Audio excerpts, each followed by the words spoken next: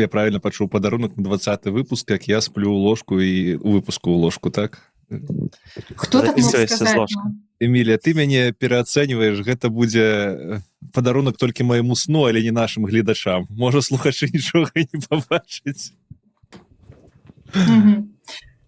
Так, я нарэшце паставіў сабе кніжкі пад мікрафон, каб не нахіпацца кожны раз. Бо я потым пасля 2 гадзін выходжу і разагнуцца ўжо назад складана. Бо, як вядома, ўжо нам не 25. Дарэчы, дзякуй, што нагадаў. У мяне акурат так 26. звычайна мікрафон таксама стаіць павыше. І кнігі побач для гэтай справы. Ну. Ой, што? Як справы вашы? Даражэнькі. Нечакана. Можна павіншаваць аднога з 10-м выпускам. Гэта дарэчы. дасягненне просто капец. Я ў шоку. Офігенскі. Чаго сабе Офігенскі. дайшлі? Так хутка гэта ўсё праляцела. Я ось сёння пераглядаў сцэнары, думаю, бляха, 10 выпускаў, калі мы паспелі? 10 з палоўкай. Ну, 10 з палоўкай, так. 11, окей, 11. Ну, так. Але хто ведае. Класна. Што там, Эмілія? Дзесьці бегала, прыгала? Што там? Я сачыла за тым, як бегаў Сергей Башлыкевіч. Вось ён бегаў паўмарафон у Амстэрдаме і прапанаваў сваім падпісантам напісаць, за колькі ён прабяжыць гэты паўмарафон. Я памятаю, што адносна нядаўна ён бегаў 10 кіламетраў. І я паглядзела, што 10 кіламетраў ён прабег за 41 хвіліну 37 секунд. Мне было вельмі цікава, таму што я акурат вось таксама недавно бегала 10 кіламетраў, пачала разбірацца, хто за колькі прыкладна прабягае, разлічваць гэты час. Пыталася ў сяброў, які час сорамны, які час не сорамны, таму мне добра запомнілася. Гэта 41 хвіліна ягоная. І вось ён кажа, рабіце ставачкі, за колькі прабягу паўмарафон. Я такая думаю, ну я пайду спытаю чата GPT. Цяпер, канешне, ўсё ў яго пытаю, але дзякуючы вам і нашым падкасту і нашым размовам я цяпер максімальна не давяраю штучнаму інтэлекту, таму, канешне, стаўлюся крытычна. І вось чат GPT прапанаваў, што Сергей Башлыкевіч прабяжыць паўмарафон за гадзіну 31 хвіліну.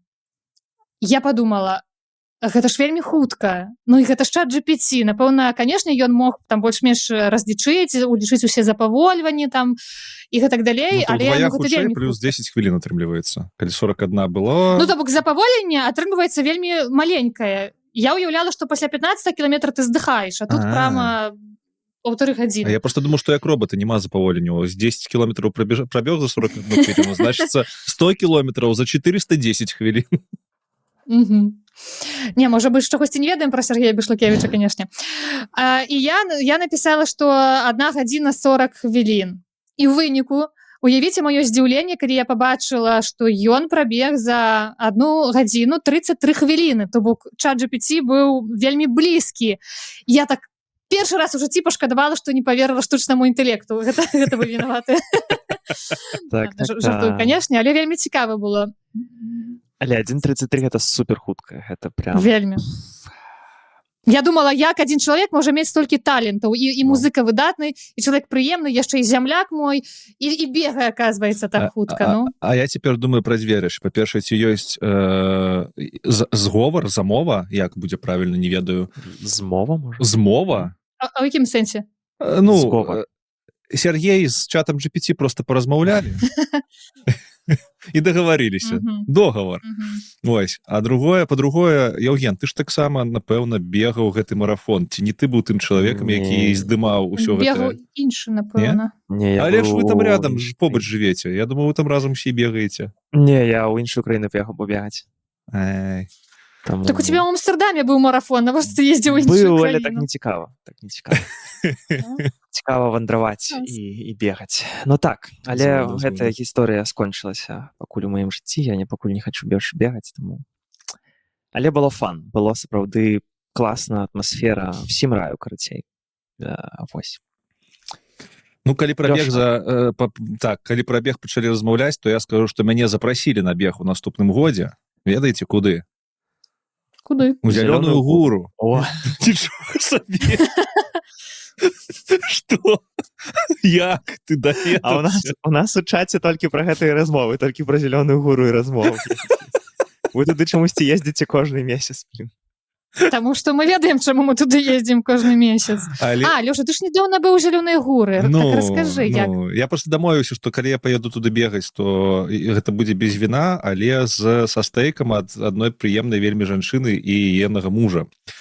З'ездзіў я ў зялёную гору пачытаць лекцыю пра штучны інтэлект, і гэта было вельмі незвычайна. Бо карацей, я туды прыехаў, там дастаткова такая цікавая пляцоўка, дом, ДК, я не ведаю, дом культуры і творчасці нямецкі, калі я правільна памятаю, нямецкай культуры, і ён зараз перабудоўваецца, там паўсюль рамонт. І у жанчыны, якая з'яўляецца арганізатарам беларускай суполкі, быў дзень народзінаў, вось. Я приехал, а там стол накрытый, сидят люди, человек 20-25, причем моего ўзросту и старейшие, и нормально так накатывают мне бутербродика, и мне чарочку. Короче, я приехал нібыта додому, так приемно было. Там проектор, ведаеце, вось калі ты приезжаешь выступить, и ты разумеешь, что тут сегодня не про выступление будет. Вы сегодня просто добра посядите. Ось, у выніку там знайшлі нейкі праектар, вельмі стары, дарэчы, я такіх раз'ёмаў нават не бачыў. З'ездзілі да аднаго хлопца дадому, каб взяць ноутбук на Windows 7, сёння мы будзем пра яшчэ размаўляць, каб падключыць гэты праектар. І ўжо такія падагрэтыя 2,5 гадзінкі слухалі пра шыі, вельмі шмат размаўлялі. Мне спадабалася. Вось такая аўдыторыя сталая, у сэнсе нашага ўзросту больш старэйшая, якая не цікавіцца шыі штодзённа, у якой дзеці, у якіх праца свая. І яны задавалі такія пытанні, ведаеце, калі ты ў сваёй бурбалцы гэтай шыічнай, ты ўжо прывык, што для ўсіх там роботы, OpenAI, ўсё гэта вядома. А там былі пытанні звычайныя людзей, якія проста прыйшлі паслухаць пра шыі, хтосьці нават у першы раз. Вельмі файна было, вельмі цёпла, вельмі файна, шмат пытанняў, якіх абмеркавалі, шмат такіх пытанняў, якія дагэтуль нават не падымаў сябе ў галаве. Таму вялікі дзякуй зялёнай горы, вельмі крутая іх суполка. Мне спадабалася, прыеду бегаць туды. Здорово, цешуся. Дарэчы, трэба сказаць, што калі ўжо зелёнагорскія нас паглядзяць, напэўна ж паглядзяць, акурат дзень народзінаў гэтай дзяўчыны сёння, я так разумею, Юля пачала святкаваць трошку раней, так што вось мы записываемся 21-га. Юля, табе наше віншаванне і дзякуй за тое, што робіш у зялёныя горы, і што зялёная гора для многіх беларусаў Польшчы стала такой прывабнай кропачкай. Круто. Ніколі не думаў, што мне будзе цікава з'ездзіць у зялёную гору, але все больш і больш. Все больш і больш.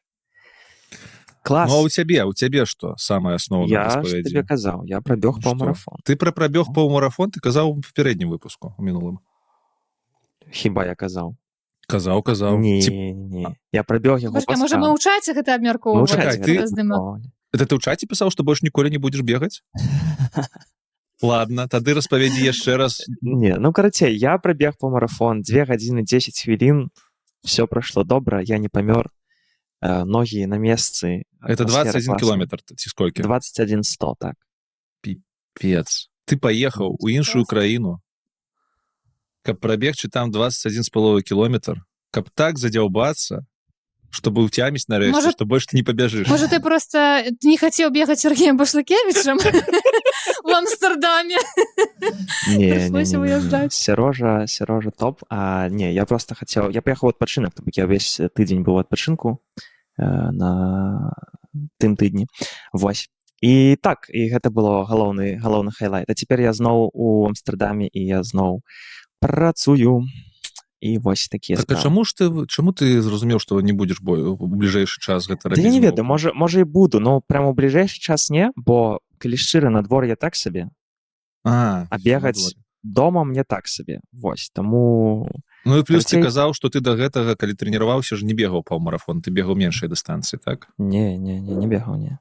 Я ніколі столькі не прабегаў у жыцці, гэта першы раз быў. Вот.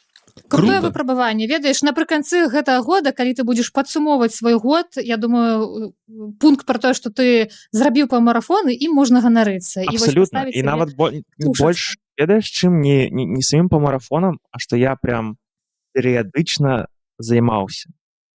Дысцыплінавана, рэальна рабіў тое, што паставіў, якую мэту. Таму мне ўсё спадабалася. Ведаеце, як я хачу бегаць і ўсім раю? Ось, можа, і вам спадабаецца.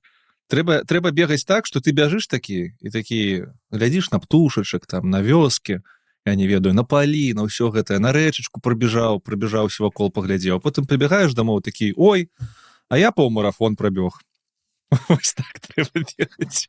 Можна і да Незаўважна. такога дайсці, так, толькі перад гэтым будзе шмат пакутаў. Ну так, напэўна. Пакуль праўдападобна, ой, а я 2 кіламетры прабегла. Вяртаючыся да таго, што ў нас сёння 10-ы выпуск, я пра гэта таксама хацела хвілінку на гэта звярнуць увагу і спытаць у вас і парэфлексаваць пра то, як вы сябе адчуваеце ў гэтым 10-м выпуску, таму што памятаеце, як гэта ўсё пачыналася, як мы гэта абмяркоўвалі, і вось ужо 10 выпускаў мінула.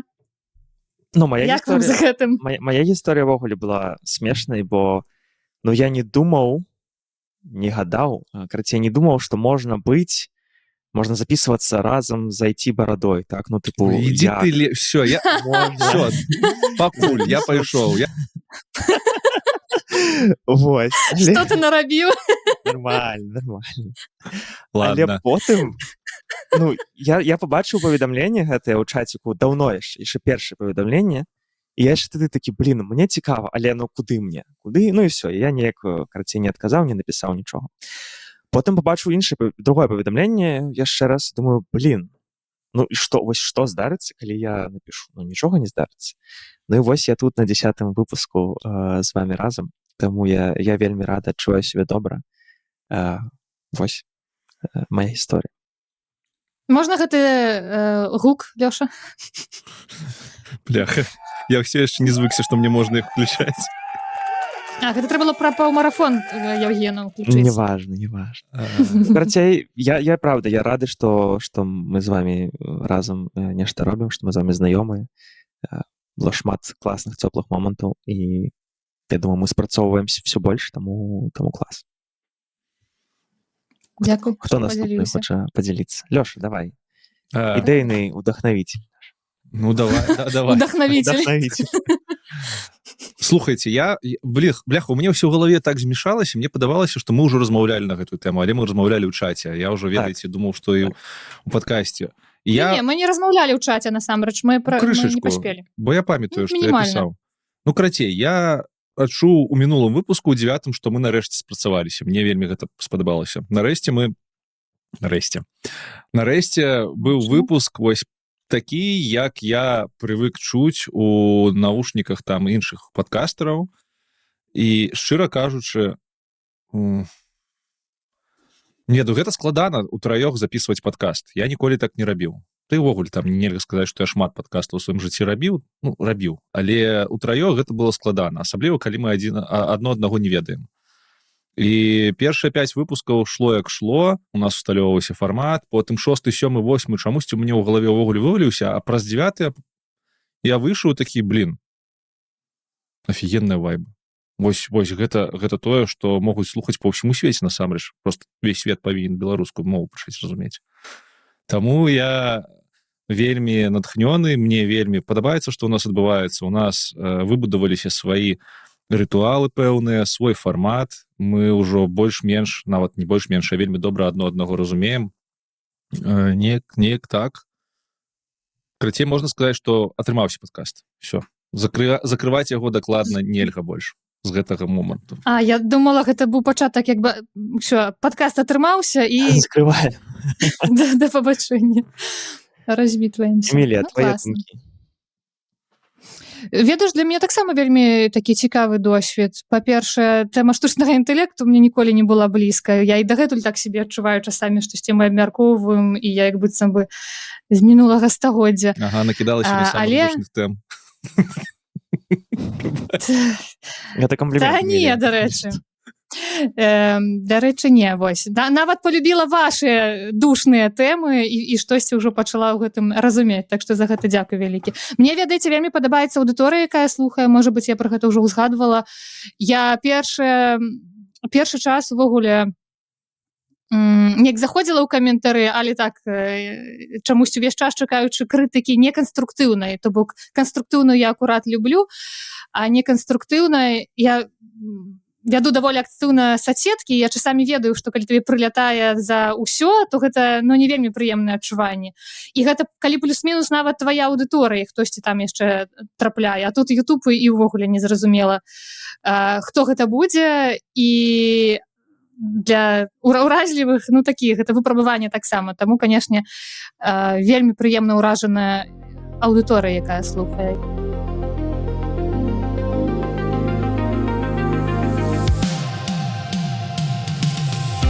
Десятый юбилейный выпуск подкаста «Колосы потерпом шиї».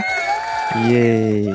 Ура, нарэшце. Так, мы ўсе вельмі рады, мы удзячныя вам, бо, канешне, без вас гэтага подкасту б не існавала. Мы удзячныя слухачам і слухачкам за ваши каментары, за праслухоўванні, прагляды і все, што вы таксама для нас робіце. Пачынаем.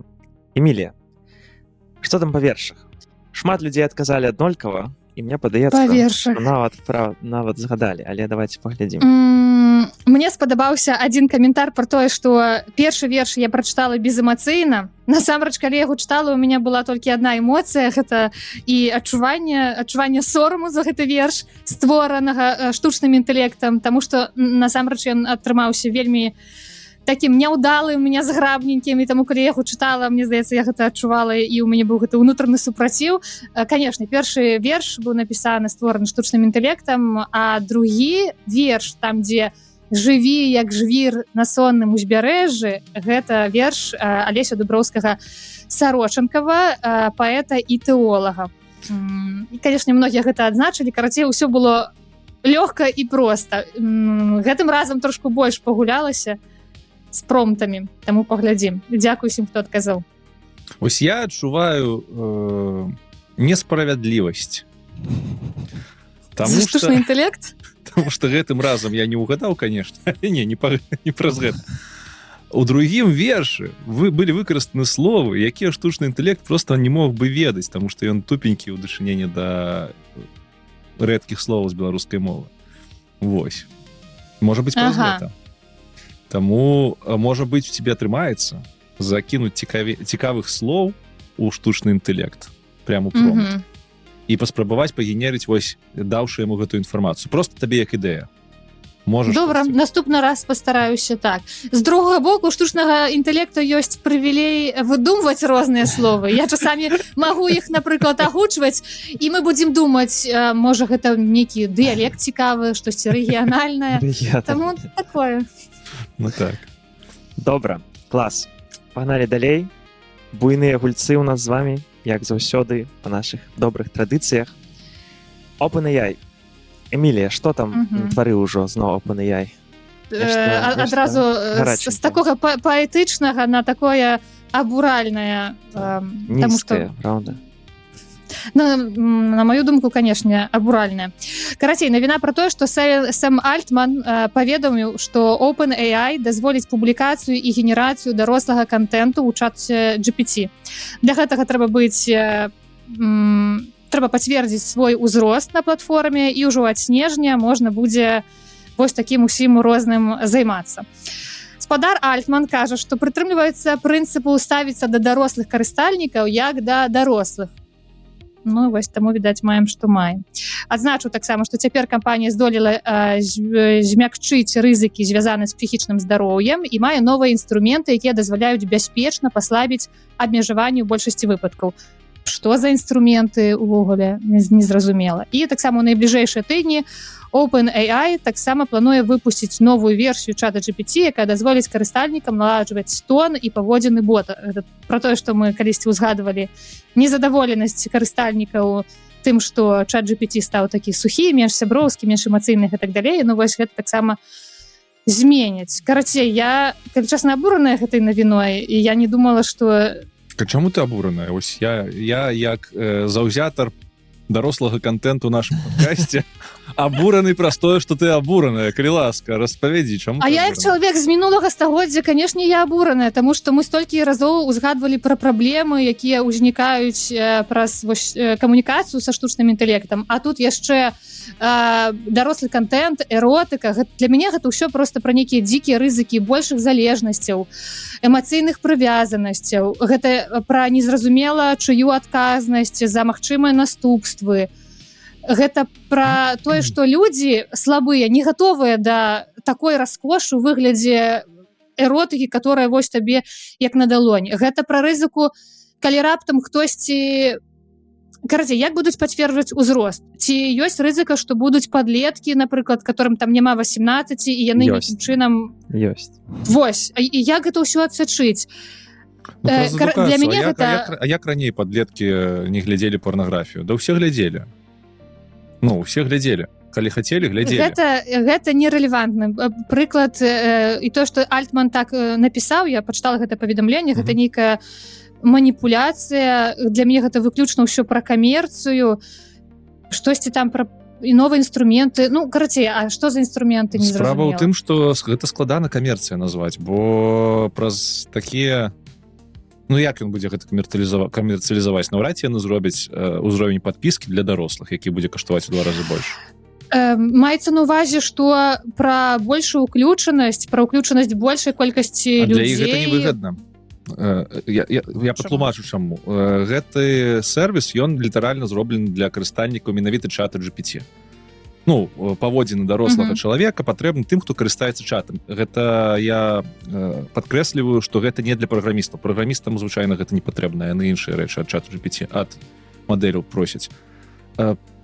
Атрымліваецца, што такім чынам яны павялічаць колькасць узаемадзеяння карыстальніка чата GPT, якога-нибудь, не ведаю, чалавека там дарослага, мужчыну, сярэднестатыстычны карыстальнік такіх эратычных паслуг, прабачце. Ён просто будзе больш размаўляць з чатам GPT. Плоціць ён одну падпіску $20, але будзе размаўляць больш. Для кампаніі OpenAI гэта будзе нашмат даражэй, бо яна плоціць за токены. То бок ёй невыгадна, каб карыстальнікі сядзелі у адной і той же якасці, як так сказаць-то, каб карыстальнікі вялі аднолькава бязглузны дыялог больш, даўжэй, бо OpenAI будзе больш за гэта плаціць грошай. Ну, пагадзіся, што яны гэта не робяць праз тое, што яны, я не ведаю.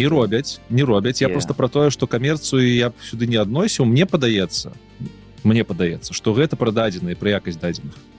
Бо ім, хутчэй за ўсё, патрэбны больш чалавечыя чаты і больш чалавечыя дыялогі, каб далей навучаць сваю мадэль на гэтых дадзеных. Бо зараз дыялогі ці то сканчваюцца хутка, бо карыстальнікі не бачаць там свайго сябра, ці скатваюцца ў нейкую абздуру, таму што карыстальнікі думаюць, што гэта роботы, а ім патрэбна дадзеныя чалавечыя. Я думаю, што гэта простое, што ім патрэбна дадзеная карысная.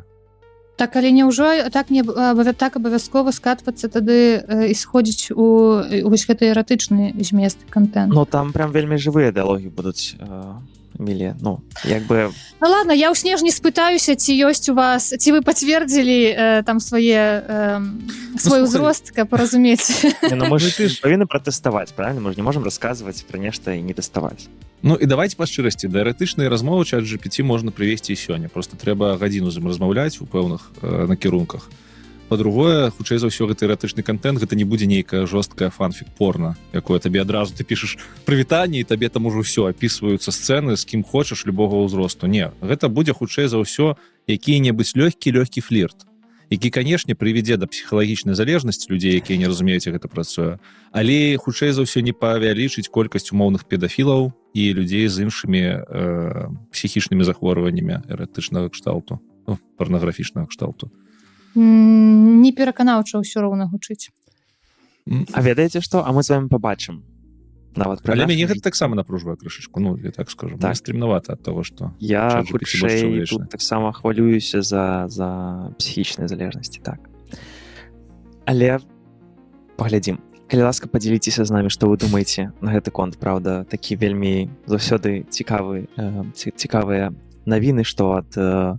як там, ад Грока, так, вайфы, што тут... І канкурэнцыя, дарэчы, так, это ж канкурэнцыя з маскам. Это яшчэ рыначак парішаў, атрымліваецца. Маск прыйшоў, тупнуў ножкай, і ўсе пайшлі рабіць. Чакаем, што? Чакаем ад антропіка наступна, ад Клода. Ну, можа быць. Добра. Подводочка. Так, а мы перайдзем да антропіка. Лёш, што там у нас цікавага адбываецца? Ай, там потныя тэхнічныя навіны. А ну як тэхнічныя? Антропікі малайцы, яны свайго асістэнта, канкурента чату GPT развіваюць у накірунку развіцця навыкаў. І ў сённяшнім выпуску гэта літаральна развіццё навыкаў. У Клода AI цяпер можна ствараць навыкі. Ну, ці як, звычкі, не звычкі, хай будуць навыкі. Ну, гэта называецца agent skills ці cloud skills. Што гэта значыцца? Гэта значыцца, што вы можаце стварыць некалькі файлікаў з апісаннем таго, як павінен паводзіць сябе чат. Можаце нават дадаць туды якім-нибудь праграмны код, калі вы праграміст, ці, я не ведаю, якую-нибудь графіку, калі вы дызайнер. Усё, што заўгодна. Можна просто напіхаць папку, тэчку ці папку, як заўгодна, з файламі, з інструкцыямі, як з гэтымі файламі працаваць. І потым гэтую тэчку запампаваць у Клод AI. Прямо у веб-інтэрфейс, прямо у чат. У настройках гэта ўключаецца, там эту папачку запампоўваеце, даеце назву, і гэта будзе так званы скіл вашага чату. І пасля таго, як вы ўключыце гэтую папачку на наладах, дасце ёй назву, у межах чату вы зможаце, дакладней нават не вы, а сам чат будзе разумець, што патрэбна зараз выкарыстаць ты ці іншы скіл. Напрыклад, вы ствараеце папку па стварэнні прэзентацыі. Вось вы там бізнес-трэнер, у вас ёсць пэўныя патрабаванні да прэзентацыі. Вы зрабілі апісанне з файлікам, вы дадалі шаблон гэтай прэзентацыі, загрузілі ў Клод, назвалі гэта скіл-прэзентар. Пасля вы ў чаце размаўляеце і кажаце: слухай, у мяне сёння выступ, буду выступаць, прэзентацыя яшчэ не гатова. І чат адразу аўтаматычна бачыць, што у вас ёсць скіл-прэзентар, выкарыстоўвае яго і выдае вам на выхадзе гатовую прэзентацыю. То бок вось, антропік дадаў такі вельмі магутны інструмент не для праграмістаў, а для ўсіх, з дапамогай якога можна пашыраць магчымасці вашага чату ад кампаніі антропік як заўгодна, любымі магчымасцямі, які вы толькі можаце прыдумаць. І самае яшчэ крутое, напэўна, для ўсіх карыстальнікаў, гэта тое, што можна гэтыя навыкі ствараць прямо у чаце у Клод AI. Прямо ў чат заходзіце і кажаце: ось там я настаўнік, выкладаю матэматыку, зрабі мне скіл па падрыхтоўке домашніх хатніх заданняў. Ён вам створыць zip-архівчык, які вы разархівіруеце ў сябе і запампуеце потым зноў Клод AI і будзеце выкарыстоўваць гэты скіл. Гучыць крышачку тэхнічна. Можна рабіць? Гэта не бясплатна. Ну, у сэнсе, гэта ўсё даступна для платных падпісак. Ну, тут яшчэ раз нагадаю, што чат GPT гэта ад кампаніі OpenAI чат, а Клод AI гэта ты же самы чат GPT, але ад іншай кампаніі, ад антропіка. Это галоўны канкурент OpenAI. І калі у вас ёсць падпіска на гэты Клод AI платная, яны там ёсць розныя, за $20, за 100, за 200, то вы можете выкарыстоўваць гэтыя скілы. Калі у вас платная падпіска, то бок на бясплатным аккаунце вы гэта не паспрабуеце. Трэба занесці грошыкаў.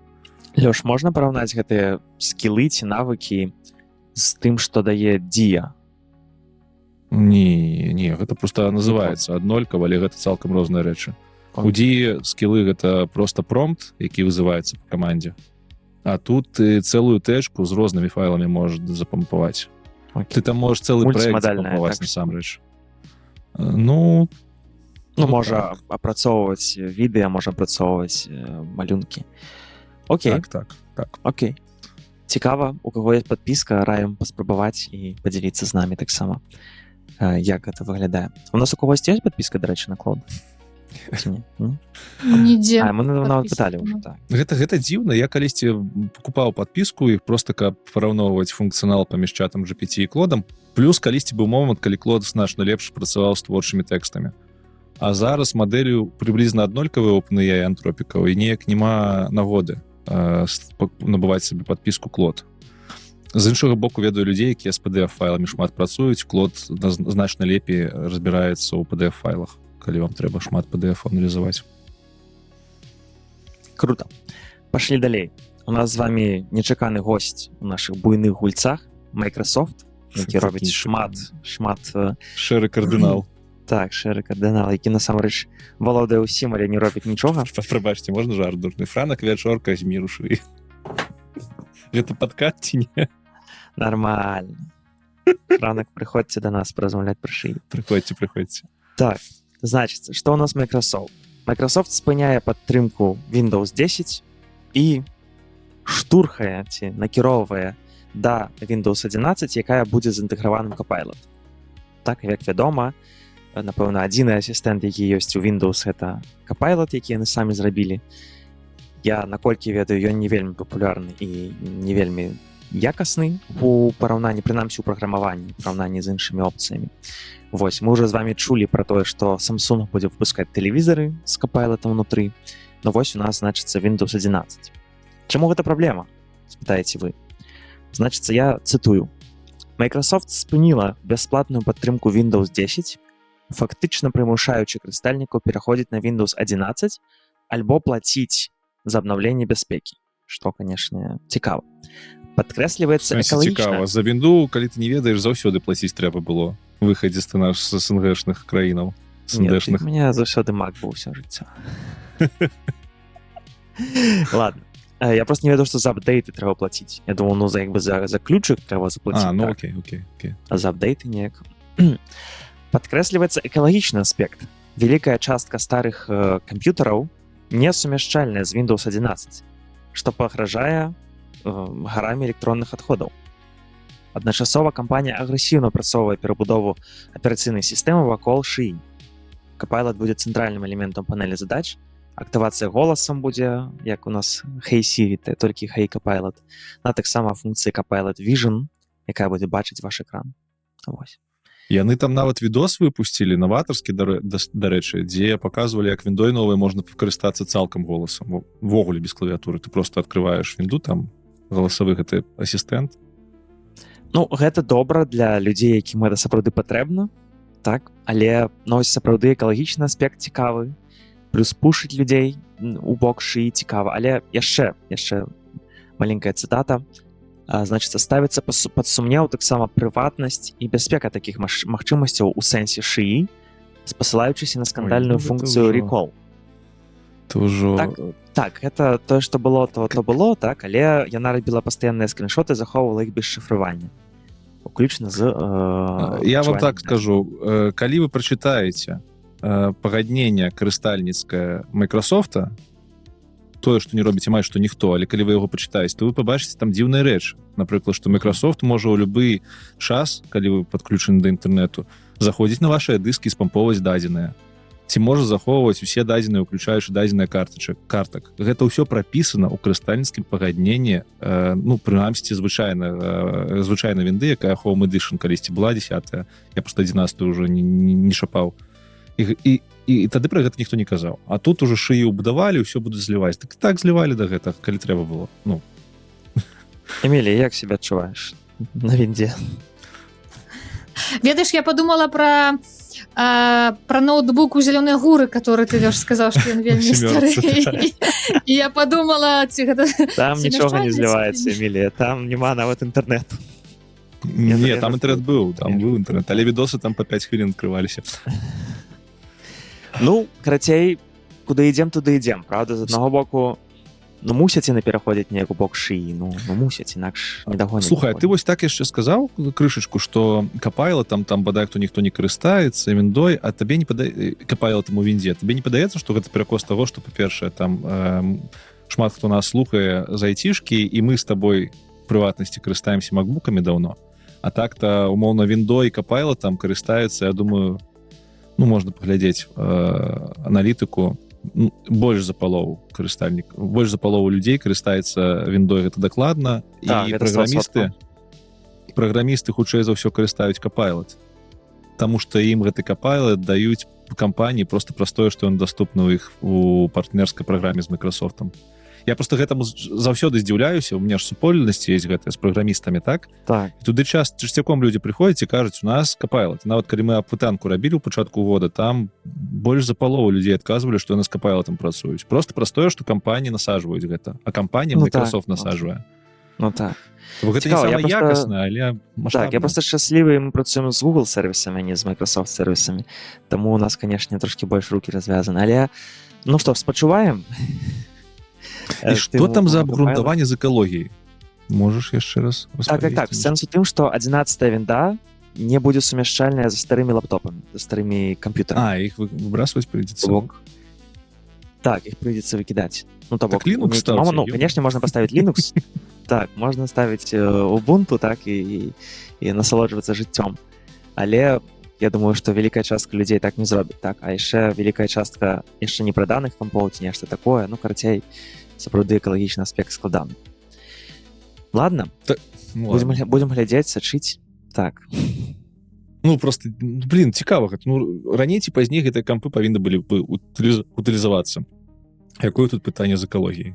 Ці не, просто я так разумею, праблема ў тым, што яны, ну, як бы прымушаюць людзей пераходзіць на Windows 11, так? Бо яны зрабілі апдейты бяспекі платнымі. Я так разумею, што людзям гэта не падабаецца, бо яны думаюць, і мы не ведаем, ці гэта правда, але што Windows 11 існуе, бо трэба шыі, трэба больш шыі, трэба вось гэта ўсё. Но гэта не будзе працаваць на старых лаптопах. Так, а людзей все задавальняе, ім не патрэбна гэта, ім не патрэбны Copilot. Ведаеш, ім трэба в Excel нешта клікаць. Ну, карацей, цікава. Так. Будзем глядзець. Давай далей такі больш цікавы топік. Мы таксама трошкі паразмаўлялі ў чаціку. Ці ты сам свой паразмаўляў, але было цікава чытаць. Вось, раскажы нам пра агучку. Я не памятаю, Эмілія, ты прынесла нам выпуск майго роднага падкасту про загучкай? Не, нават ці я, ці можа я яго, канешне, паслухала, але гэта ты прынёс. Можа, і ты сам прынёс. Не, ты прынёс навіну з гэтым звязаную, а я зразумела, што, канешне, у мяне цяпер адна асацыяцыя з агучкай, гэта хлопцы з падкаста і з... А што, у нас яшчэ хтосьці? Праекта. У нас ёсць іншыя праекты, я думал, не.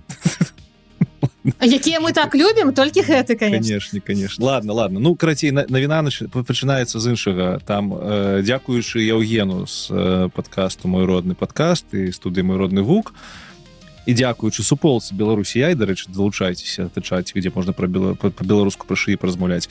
Я даведаўся, што Eleven Labs, гэта сервіс па агучцы ўсяго, што толькі можна, шыішны, ён пачаў падтрымліваць беларускую мову.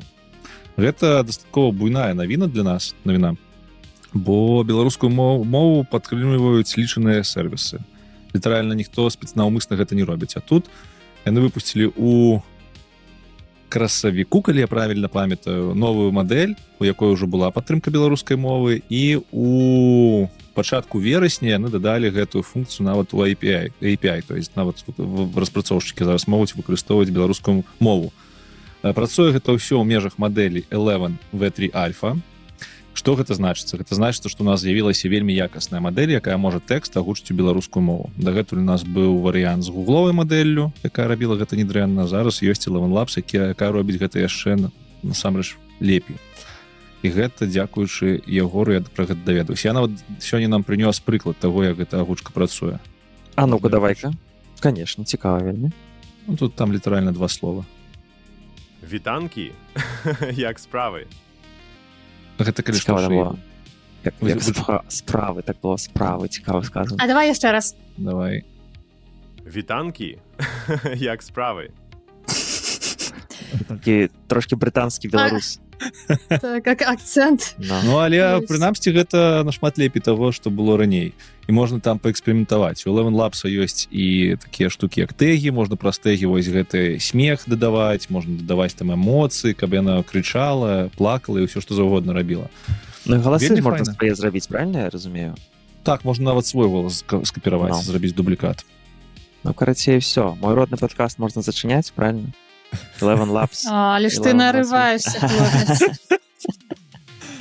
Ведаеш, у іх была класная ідэя, мне спадабалася, пра такая жартаўлівая, вядома, пра падкаст «Моя родная качалка». Я такая, мне вельмі падабаецца. Гэта нават бліжэй, чым штучны інтэлект. Так што, калі хлопцы вырашаць, то я таксама. Эмілію мою родную качалку, калі ласка, паклічце.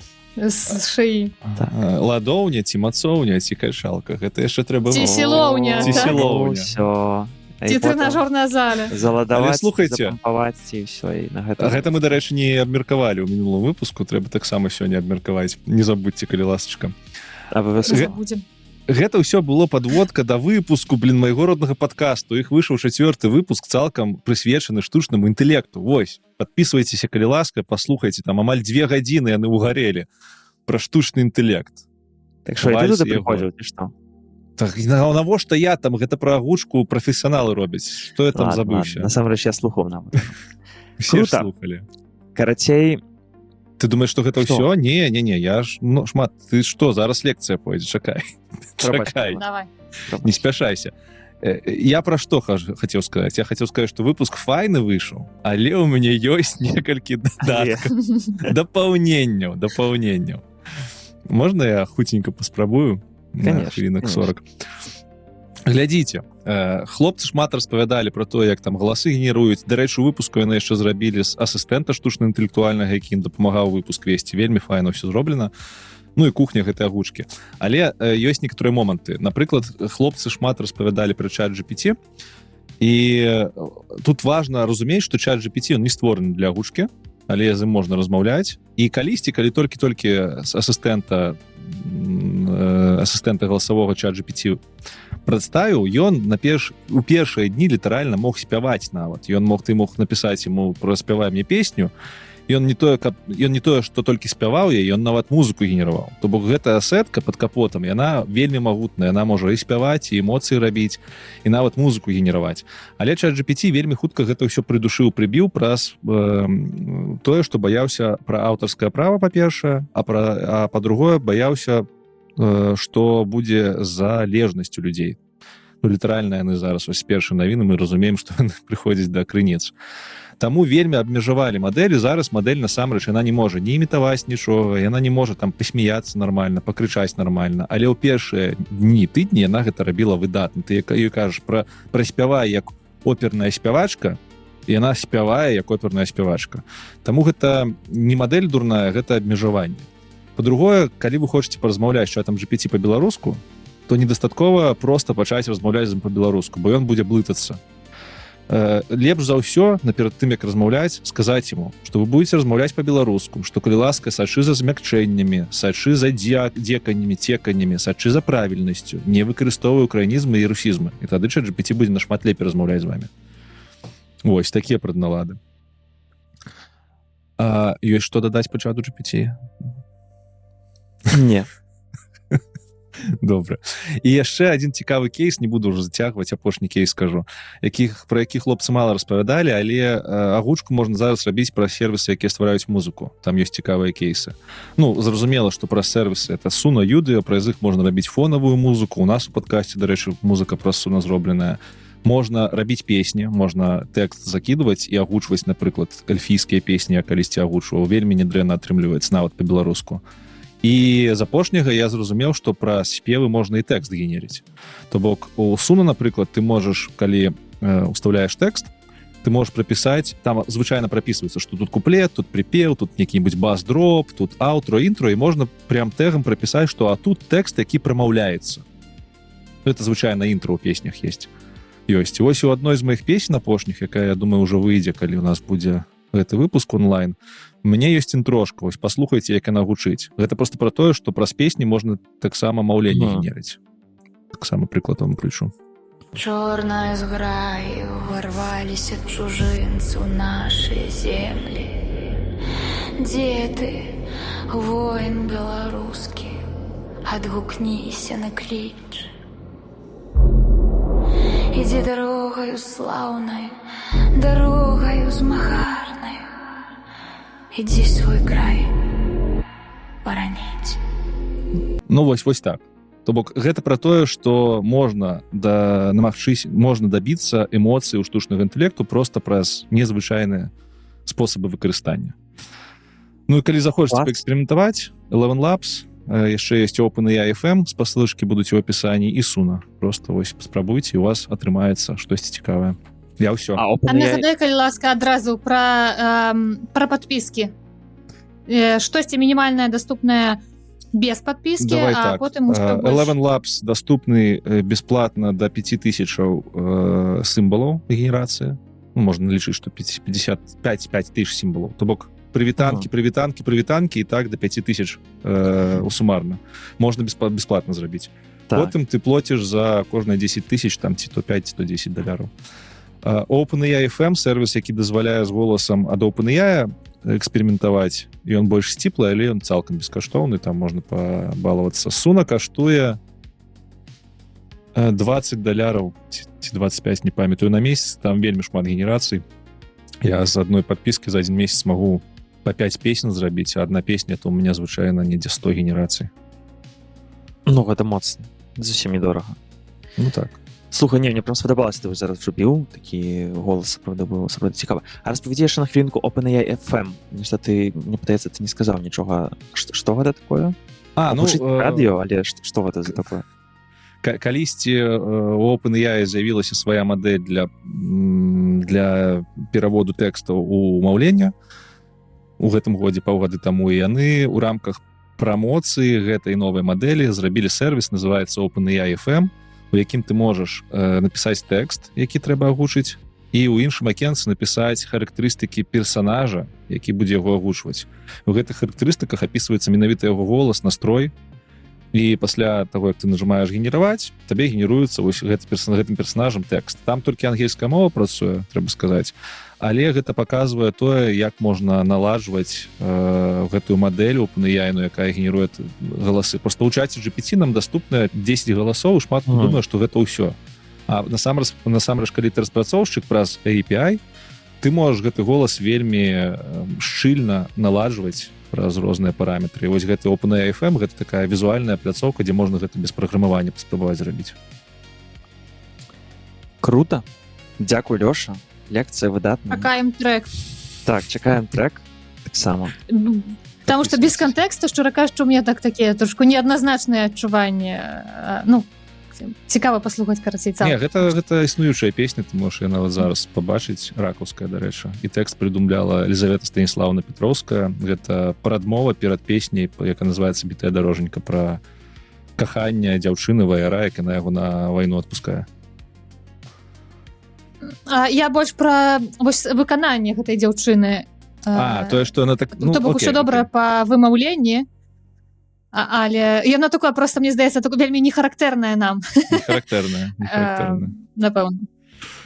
Таму цікава цалкам паслухаць. А ведаеце, дарэчы, адносна нядаўна бачыла у Інстытута беларускай мовы быў допіс пра топ-10 фільмаў і серыялаў у беларускай агучцы. Як думаеце, вось топ-3, хаця 10 ўжо не будзем называць, але як думаеце, што ўвайшло ў топ-3, і гэта паводле статыстыкі сайта Кінакіпа? Чакай, беларускі інстытут взяў статыстыку з пірацкага сайту? Гэта ім лайк, гэта ім падабайка. Не, ў сэнсе клас. Я лічу, што беларуская культура толькі так і распаўсюджваецца. А даўно яны гэта даследаванні гэтыя? Просто каб разумець, бо я б сказал Валдар Персцёнкаў, конечно. Так само сказал Валдар Персцёнкаў, так. Але тут яшчэ гэта Кінакіпа, а Валдар Персцёнкаў... А Кінакіпа, яны ж, напэўна, выкладаюць усе агучкі, ці не? Не факт.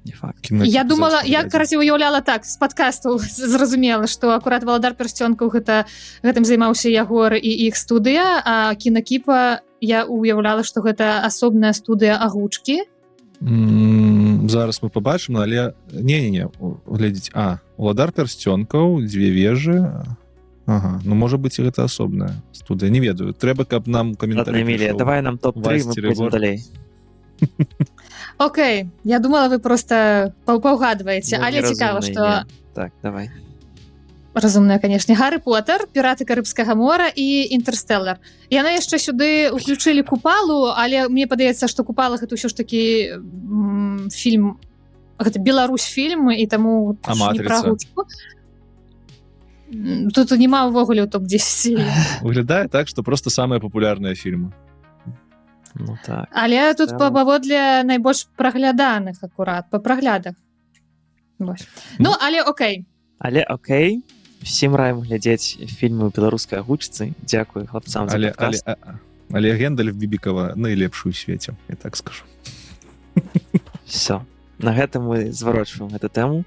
Ідзем далей. Крэатыўная рубрыка «Рознае». сёння з цэлай адной навінай.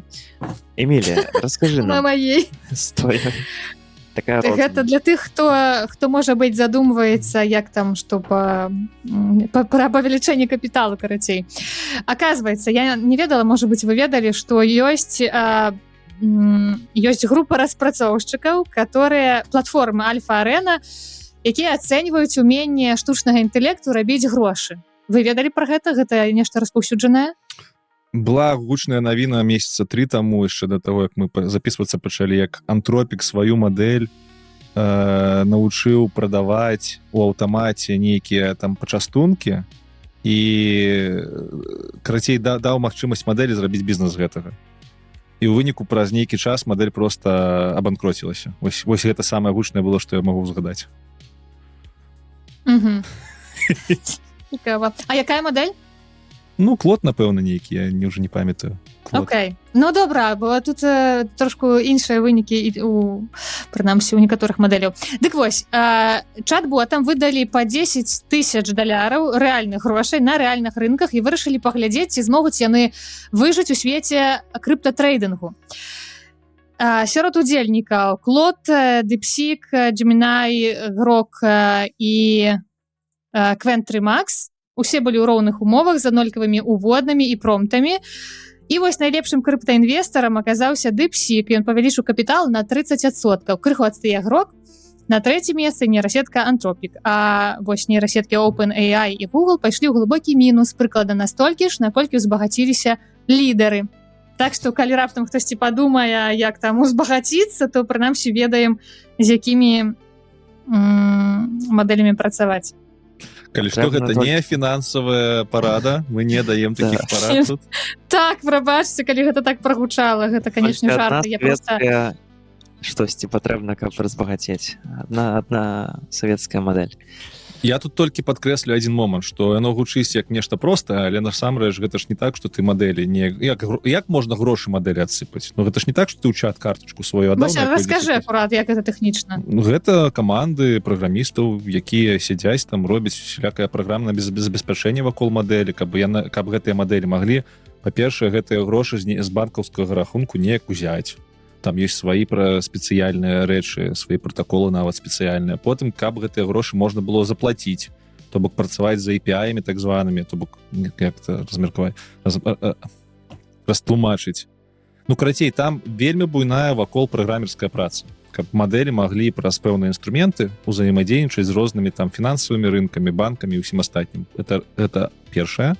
А другое, там вялікі абвес, каб мадэлі маглі яшчэ самастойна інфармацыю пра фінансы атрымліваць і неяк абмяркоўваць само з сабой і потым рабіць нейкія вынікі. Гэта не так, што ў мадэль просто закінулі ў адзін чатик, усё, яна там сама сабой размаўляе ў гэтым чатику. Там складаныя сістэмы, па якіх вось нехта нават, я думаю, і дысертацыя будзе потым абараняць.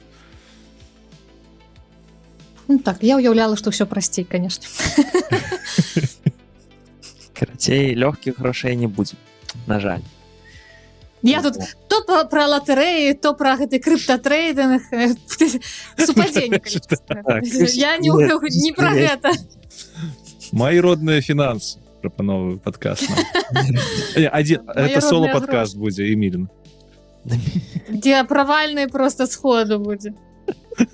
Я будзе плаціць за тое, каб слухаць. Чым за кожнае праслухоўванне, ведаеш? Добра. Дзяржава і закон. І ў нас тут ёсць амбасадор дарослага контенту, які нам раскажа наступную навіну. Там не пра дарослы контент. Ну, давай. Я хутенька там тут романтычныя адносіны ўвогуле. Гэта журналісты ў загаловак вынеслі, але гэта не галоўнае. Ну, карацей, навіна называецца, як 19% старшакласнікаў ужо мелі романтычныя адносіны са штучным інтэлектам ці ведаюць кагосьці, хто меў. Хайповая назва, але назва гэта не пра этыку, гэта пра даследаванне, якое сам насамрэч яшчэ не паспеў прачытаць, але важна, каб гэтае даследаванне прачыталі тыя настаўнікі, якія нас слухаюць, ці людзі, якія працуюць у адукацыі. Даследаванне ад Цэнтра дэмакратыі і тэхналогій амерыканскага называецца Hand in Hand Schools Embrace of AI Connected to Increase Risk to Students. Калі перакладаць, то літаральна гэта перадача досведа з рук у рукі пра тое, як выкарыстоўваць штучны інтэлект у адукацыі і паменшыць рызыкі яго выкарыстання. Гэта 60 з нечым сторонак шчыльнага такога пісьменства паўнавуковага, дзе напісана шмат пра рэч, пра якія настаўнікі і адукацыйнікі нават не задумляюцца. Ну, напрыклад, пра адсотак выкарыстання штучных сістэм, пра штучна-інтэлектуальных сістэм, пра тыя галіны ў адукацыі, куды і як іх можна ўбудоўваць, як ацэньваць якасць таго, наколькі гэта працуе, наколькі яны працуюць, добра ці недобра, колькі гэта каштуе. Усялякая статыстыка па таму, як узаемадзейнічаюць са штучным інтэлектам падлеткі, бацькі і настаўнікі, і просто каб паглядзець досвед іншых людзей. Таксама там вельмі значнае месца адводзіцца рызыкам.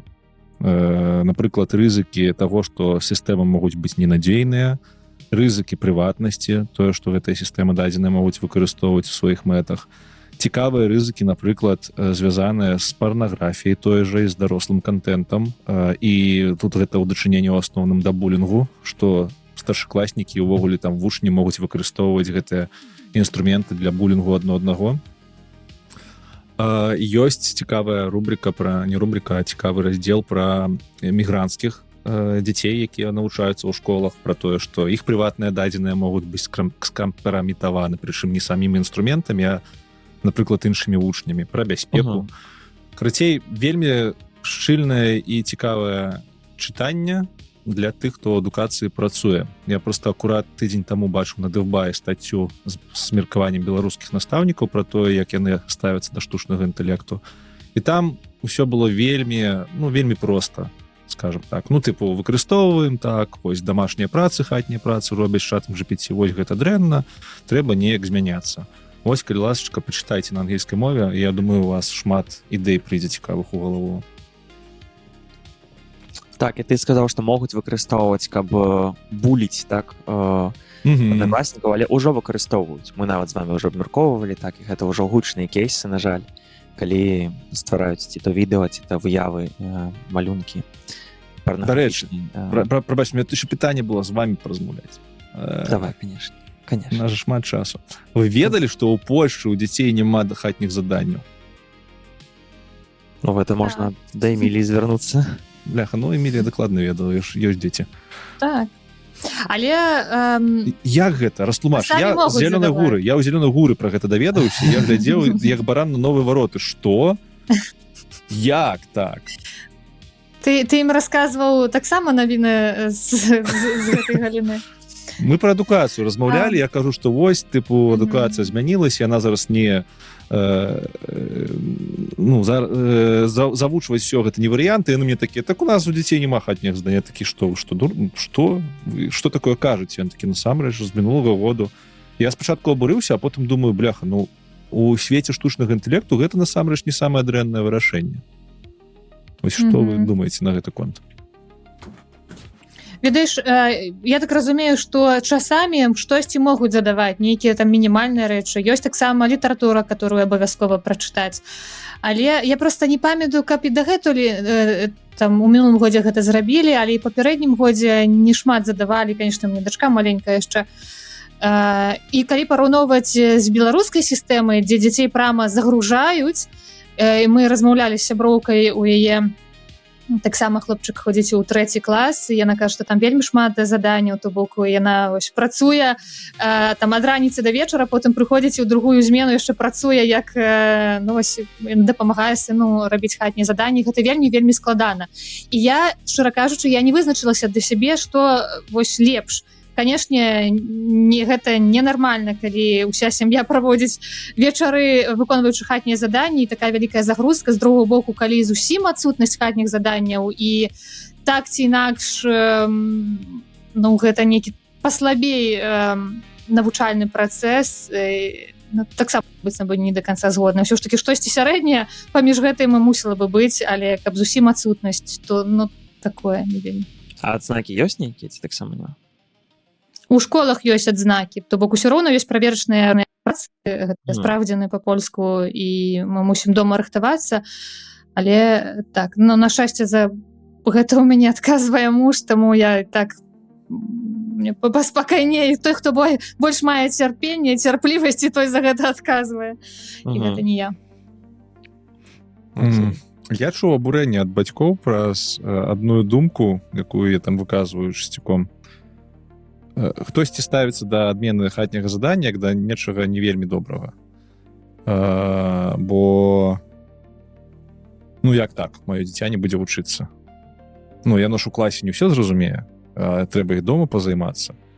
І вось было б добра, калі хатняе заданне ёсць. Калі яно ёсць. Яно і ёсць як дадаткова. Але я просто часам кажу, слухайце, так а можа вышэйшая школьная адукацыя, она пераацэнена, і дзеці, якія не хочуць займацца, можа, за мяне не трэба займацца. Вось тут і ў гэты момант некаторыя бацькі абураюцца, бо, канешне, кожны з бацькоў лічыць, што яго дзіцяці павінна быць лепшым. І вось прымусовае навучанне гэта цалкам адзін са шляхоў нават дзіцяці, якое не хоча вучыцца, чамусьці навучыць. Гэта гучыць жорстка, вось казаць, што калі дзіцё не хоча вучыцца, можа яго не трэба вучыць. Я думаю, што гэта, так, на маю думку, гэта не зусім правільна, таму што калі ведаеш рабіць дзіцяці рабіць усё, што яно хоча, то гэта проста тады ты прыйдзеш да таго, што дзіця будзе глядзець там мульцікі і сядзець у тэлефоне і яшчэ штось і гуляць. Трэба без мяне істонных войн. Штосьці мусіць быць. Я думаю, што калі настаўнік не можа зацікавіць дзіцё ніякім чынам, то, напэўна, тады не трэба час губляць. Але это ўжо ад настаўнікаў залежыць. Гэта ў ідэальнай сістэме, дзе настаўнікі ведаюць, як зацікавіць любое дзіцё. Так, я акурат думаю, што гэта сапраўды пра стварэнне матывацыі, пра пошук нейкіх цікавых формаў навучання, і вось гэта ўсё. Гэта складана, можа быць, канешне, не ўсе настаўнікі хочуць так аж з гэтым мучыцца, пакутаваць нам. Так, а больш інфармацыі на гэты конт у падкасці «Мая родная школа». А тут мы з вами пераходзім далей. І у нас Эмілія зноў прынесла нешта пра суды. Чаму зноў? Штосьці было, так? Гэта навіна ад нашага сябра, эксперта, нават не кажу партнёра, я больш люблю слова сябра, эксперта па ШАІ ў галіне правазнаўства, пра тое, што ўсё больш амерыканцаў ад прадпрымальнікаў да пенсіянераў даюць перавагу штучнаму інтэлекту юрыдычным фірмам, то бок выбіраюць штучны інтэлект, а не юрыдычныя фірмы, калі вырашаюць нейкія пэўныя свае пытанні ў судах. Напрыклад, уладальніца фітнес-бізнесу з Нью-Мексіка Стэфані Данет з дапамогай чату GPT дабілася зніжэння доўгу на $2000. Яна выкарыстоўвала бота як юрыста, просячы давесці аргументы да ідэалу. І вось усё атрымалася у яе і ў многіх, але варта сказаць, што ў многіх і не атрымліваецца, таму што штучным інтэлектам карыстаюцца і юрысты, і усе іншыя, і таму, улічваючы, колькі там можа быць галюцынацый, памылак, стварэння чагосьці, чаго не існуе, то, канешне, трэба з гэтым быць асцярожным, і наш сябра гэта таксама падкрэслівае. Вось. Што яшчэ хацела сказаць, ведаеце, я пра гэта думала, бо тут пра амерыканцаў размова, я думала пра, напрыклад, наколькі гэта вопыт быў бы да месца ў Польшчы і ў якіх сітуацыях, і я падумала, што ў некаторых, напэўна, так. Калі б мне прыйшлося, проста ў Польшчы распаўсюджаная гісторыя, калі трэба вяртаць каўцыю, гэта сума, як такі задатак за кватэру, калі ты, напрыклад, пажыў, выязджаеш, нічога не знішчыў, а табе не хочуць вяртаць гэты задатак, гэту каўцыю, і гэта распаўсюджаная гісторыя тут, і як бы за гэта трэба пазмагацца. Мне здаецца, вось у такіх кейсах чат GPT накідаў бы, канешне, такіх аргументаў, дапамог бы скласці патрэбныя дакументы і так далей. Можа быць, я памыляюся, але ў маім разуменні гэта не мусіць быць штосьці сур'ёзнае, таму што калі справа вельмі сур'ёзная, іншага характару, то, канешне, найлепш заплаціць грошы і папрацаваць з юрыстамі. Але вось штосьці такое больш бытавое, чаму не? Я б нават прапанаваў выкарыстоўваць у гэтым выпадку чат GPT на значна больш раннім этапе. Я апошнім часам заўсёды з чатам GPT вывяряю свае договоры, крацей, свае усе паперкі, якія я заключаю з кліентамі заўсёды. Калі я ў кампаніі нейкія уладкоўваюся, іду працаваць, я таксама договор правяраю праз чат GPT. І, канешне, калі мы ствараем дагавор з арэндадаўцам, я польскую мову не вельмі добра разумею. Я гэты дагавор закидываю чат GPT. Часам бывае, што арэндадавец на цябе крышачку цісне, вы прыязджаеце там з іншага гораду, ты прыязджаеш, вам трэба тут і зараз адказаць, будете вы там арэндаваць гэтую кватэру ці не. Я магу прям пры ім адфотаграфаваць гэты дагавор, закінуць чат GPT і прям чат GPT ў галасовым рэжыме папрасіць паразмаўляць з арэндадаўцам. Вось нават так. І ён вельмі выдатна, конечно, чат GPT вельмі выдатна разумее ўсе нюансы. Ты прямо пішаш, вось кажаш, вось табе дагавор, калі ласка, распавядзі, якія тут ёсць тонкія моманты, якія могуць быць там небяспечнымі для мяне, вось для беларусаў у Польшчы. І ён табе ўсё па пунктиках распісвае. Гэта класны прыклад выкарыстання. У меня таксама ёсць прыклад. Знаёмы мой, ён працаваў у Варшаве на будоўлі на нейкай кватэры, нарабілі кватэру, і ён прыязджаў тут на машыне. Кожны дзень паркаваўся, працаваў з раніцы да вечара і з'язджаў. Так? Такая праца. І ў нейкі момант ён з'ехаў з Польшчы далей ў нейкую краіну. І яму ў нейкі момант прыйшло тыпу 35 штрафаў за паркоўку. Кожны дзень, калі ён там паркаваўся, ён за яе не плаціў, кожны дзень прыязджала гэта машына, ведаеце, такая з камерамі, якая счытвае нумары. І кожны дзень яна рабіла яму здымачак. Вось. І ён з дапамогай чата GPT зрабіў ліст у тую інстанцыю, куды трэба было заплаціць, і папрасіў разлік. Сказаў, што так, я прызнаю сваю віну, але, на жаль, адразу няма столькі грашэй, ці вы маглі б зрабіць мне разлік. І так, все атрымалася, все добра. Цалкам было створана з дапамогай чата GPT, все атрымалася, і чалавек цяпер плаціць па частках. Ну, гэта вельмі натуральна, бо ўсе гэтыя дамовы, гэта ж пра працу з тэкстам, пра вывереную працу з кожным словам, дзе кожнае слово нешта павінна значыць. Меры сеткі для гэтага і зроблены, каб апрацоўваць такую тэкставую інфармацыю якасна. Так, я ўпэўнены, што... Так, кажы. Я чула, што акурат вось для такіх задачаў чат GPT найлепш падыходзіць, то бок лепш за іншыя. Толькі все равно пераправяраць трэба, бо ён табе можа штосьці параіць там са спасылкай на 241 артыкул заканадаўства Польшчы якой-небудзь. Табе трэба схадзіць і паглядзець, ці ёсць такія артыкулы, ці там сказана тое, пра што ён кажа. Я маю на ўвазе, калі, напрыклад, параўноўваць з іншымі мадэлямі. У гэтым плане, дарэчы, я не чуў, каб менавіта OpenAI-ныя мадэлі лепш у юрысдыкцыі працавалі. Можа быць, нам адкажа наш партнер з каналу Лайдон 25. Так. Okay. Клас. Вельмі цікава. Ідзем далей. Значыцца, што ў нас далей? Кітайскія заводы. Гэта я прынёс. Мне насамрэч цікава, але вось пасля нейкай фразы Лёшы пра тое, што ён бы паехаў у Кітай, а не ў Амерыку, калі быў выбар. Так што ў Кітаі ўсё цікавей. Но я неяк зацікавіўся таксама больш. Мне стала цікава, што яны насамрэч там робяць. Бо сапраўды яны ізаляваныя, але пры гэтым робяць шмат. Мы ведаем, што там якія там умовы, так мы гэта не падтрымліваем. Проста цікава назіраць збоку, бо і так паўплываць мы не можам. Значыцца, што ў нас? Кітайскія заводы хутка апярэджваюць захад дзякуючы масавай аўтаматызацыі і робатызацыі. Тут быў сэнс такі, што кіраўнікі заходніх аўта і зялёнай энергетыкі прамысловасці з'ездзілі ў Кітай і апісваюць тыя цёмныя фабрыкі безработнікаў, дзе ўсё робяць робаты кругласутачна. Так, ну і ёсць прыклады, там Джим Фарлі з Ford кажа, што без перамогі ў глобальнай гонцы з Кітаем у Ford няма будучыні. А заснавальнік Ford Skew Андрю Форест адмовіўся ад плану рабіць уласныя прывады для машын, убачыўшы маштабы аўтаматызацыі ў Кітаі. Так, то бок, ну, вось так, пакуль мы робім, што мы там, падаткі падвышаем, так, на кітайскія аўто, каб іх было складаней набыць, яны ўсё больш і больш робатызуюцца, аўтаматызуюцца. І, канешне, цікава, куды гэта ўсё ідзе. І што з гэтым рабіць. Бо мы, напэўна, дзесьці вельмі далёка. Прычым, я так разумею, людзі з Форда так кажуць, то в Амерыцы таксама альтэрнатывы няшмат. Я бачу некалькі артыкулаў рэфлексій, нават з відосамі, там я уже не памятаю хто, нейкі дзядзька выкладаў відэа з марскога порту кітайскага, там дзе грузавы порт, дзе разгружаюць кантэйнеры, і там цалкам усё аўтаматызавана, там шмат машын, вось грузавікоў такіх ездзіць, але вельмі дзіўнай формы, і ў іх няма людзей.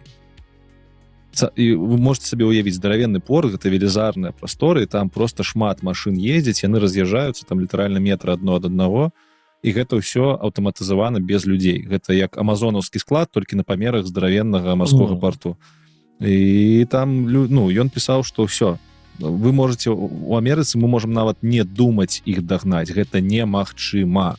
Яны ўжо ў той будучыні, пра якую мы толькі кіно здымаем. Мы прайгралі гэтую гонку. У іх ёсць свая вытворчасць, у іх цалкам аўтаматызацыя, і яны могуць змяняць асяроддзе пад аўтаматызацыю. То, што ніколі ў жыцці, прынамсі пры цякучай мадэлі кіравання краінай ЗША не зробіць.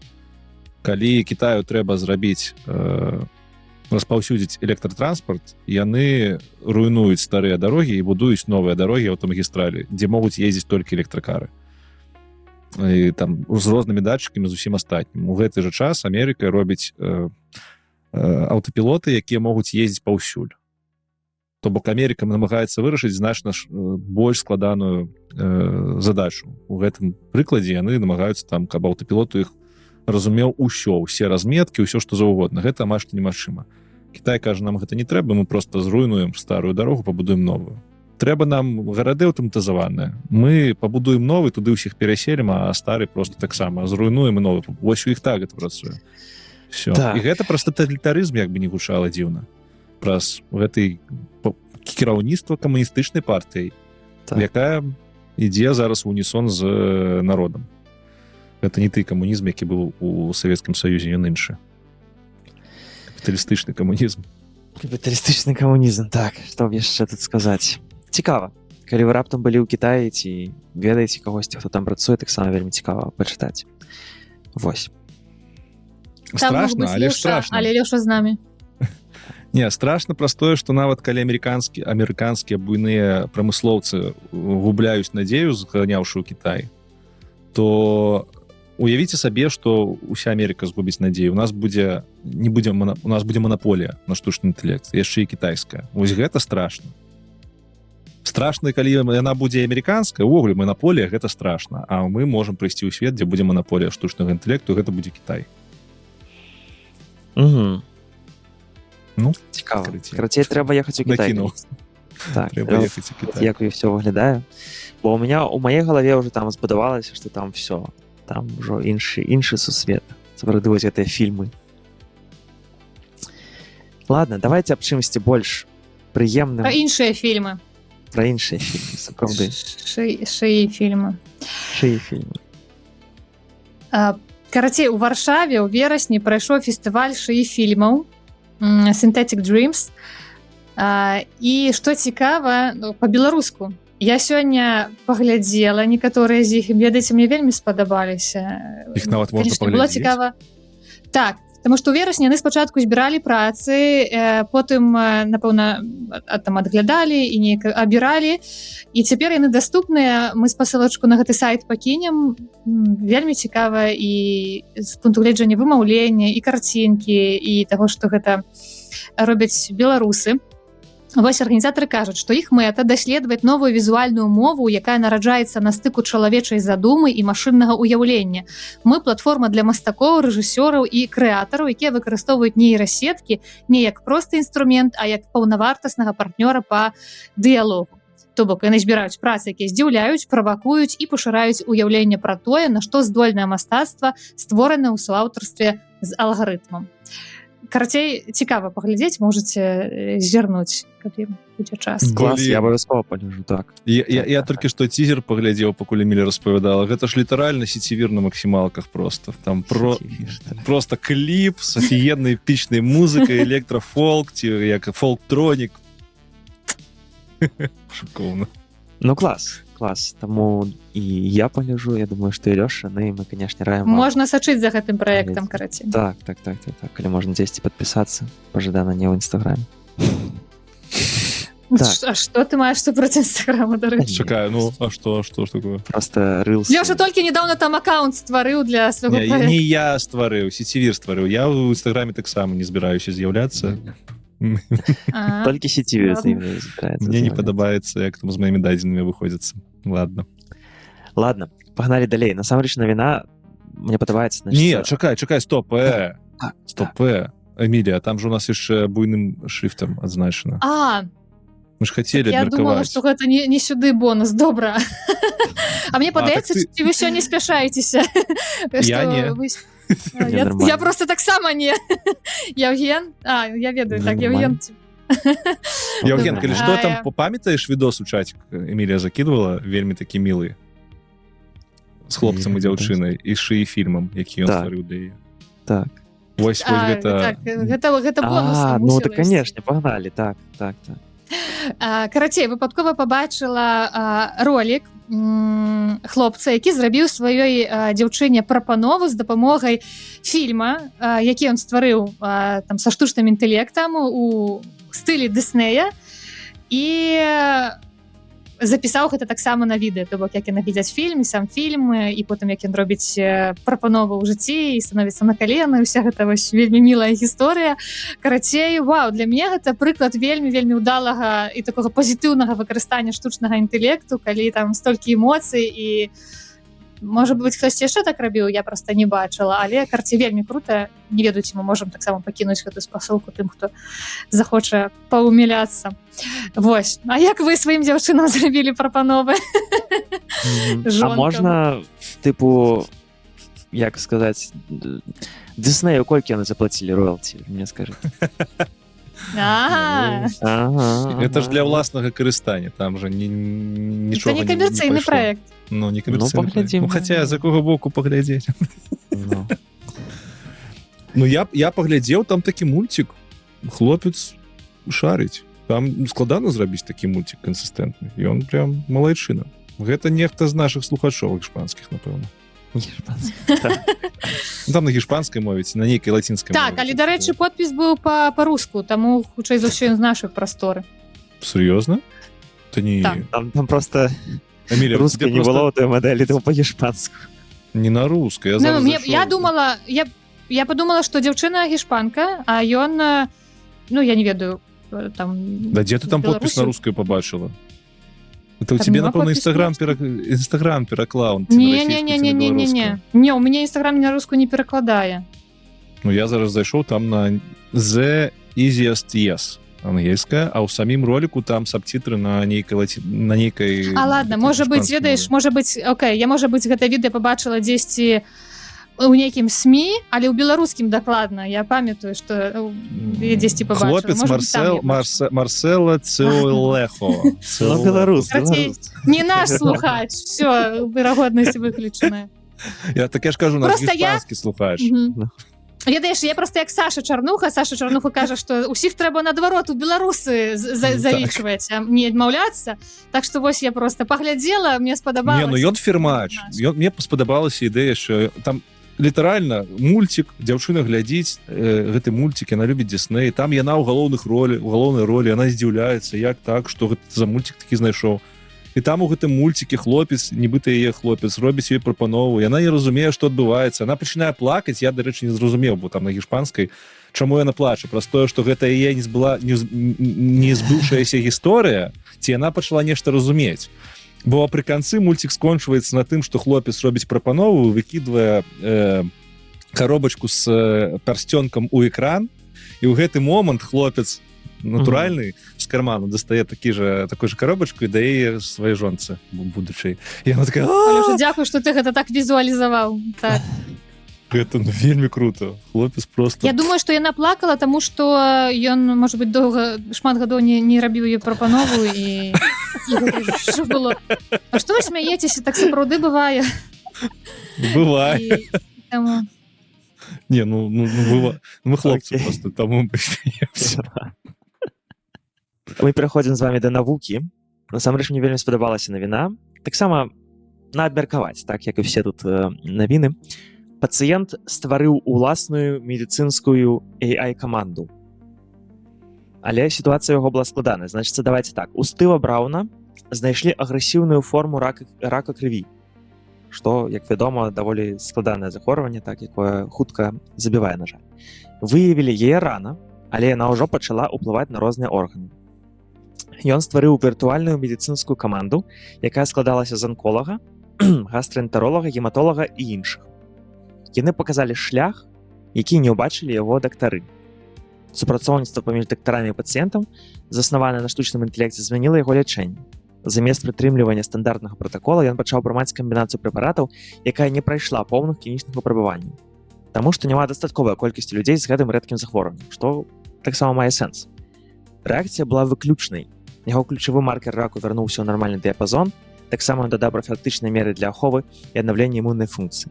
Такі падыход стварае партнёрства паміж чалавечым меркаваннем і машынным інтэлектам. Партнёрства, якое ўспрымае нас як асобных людзей.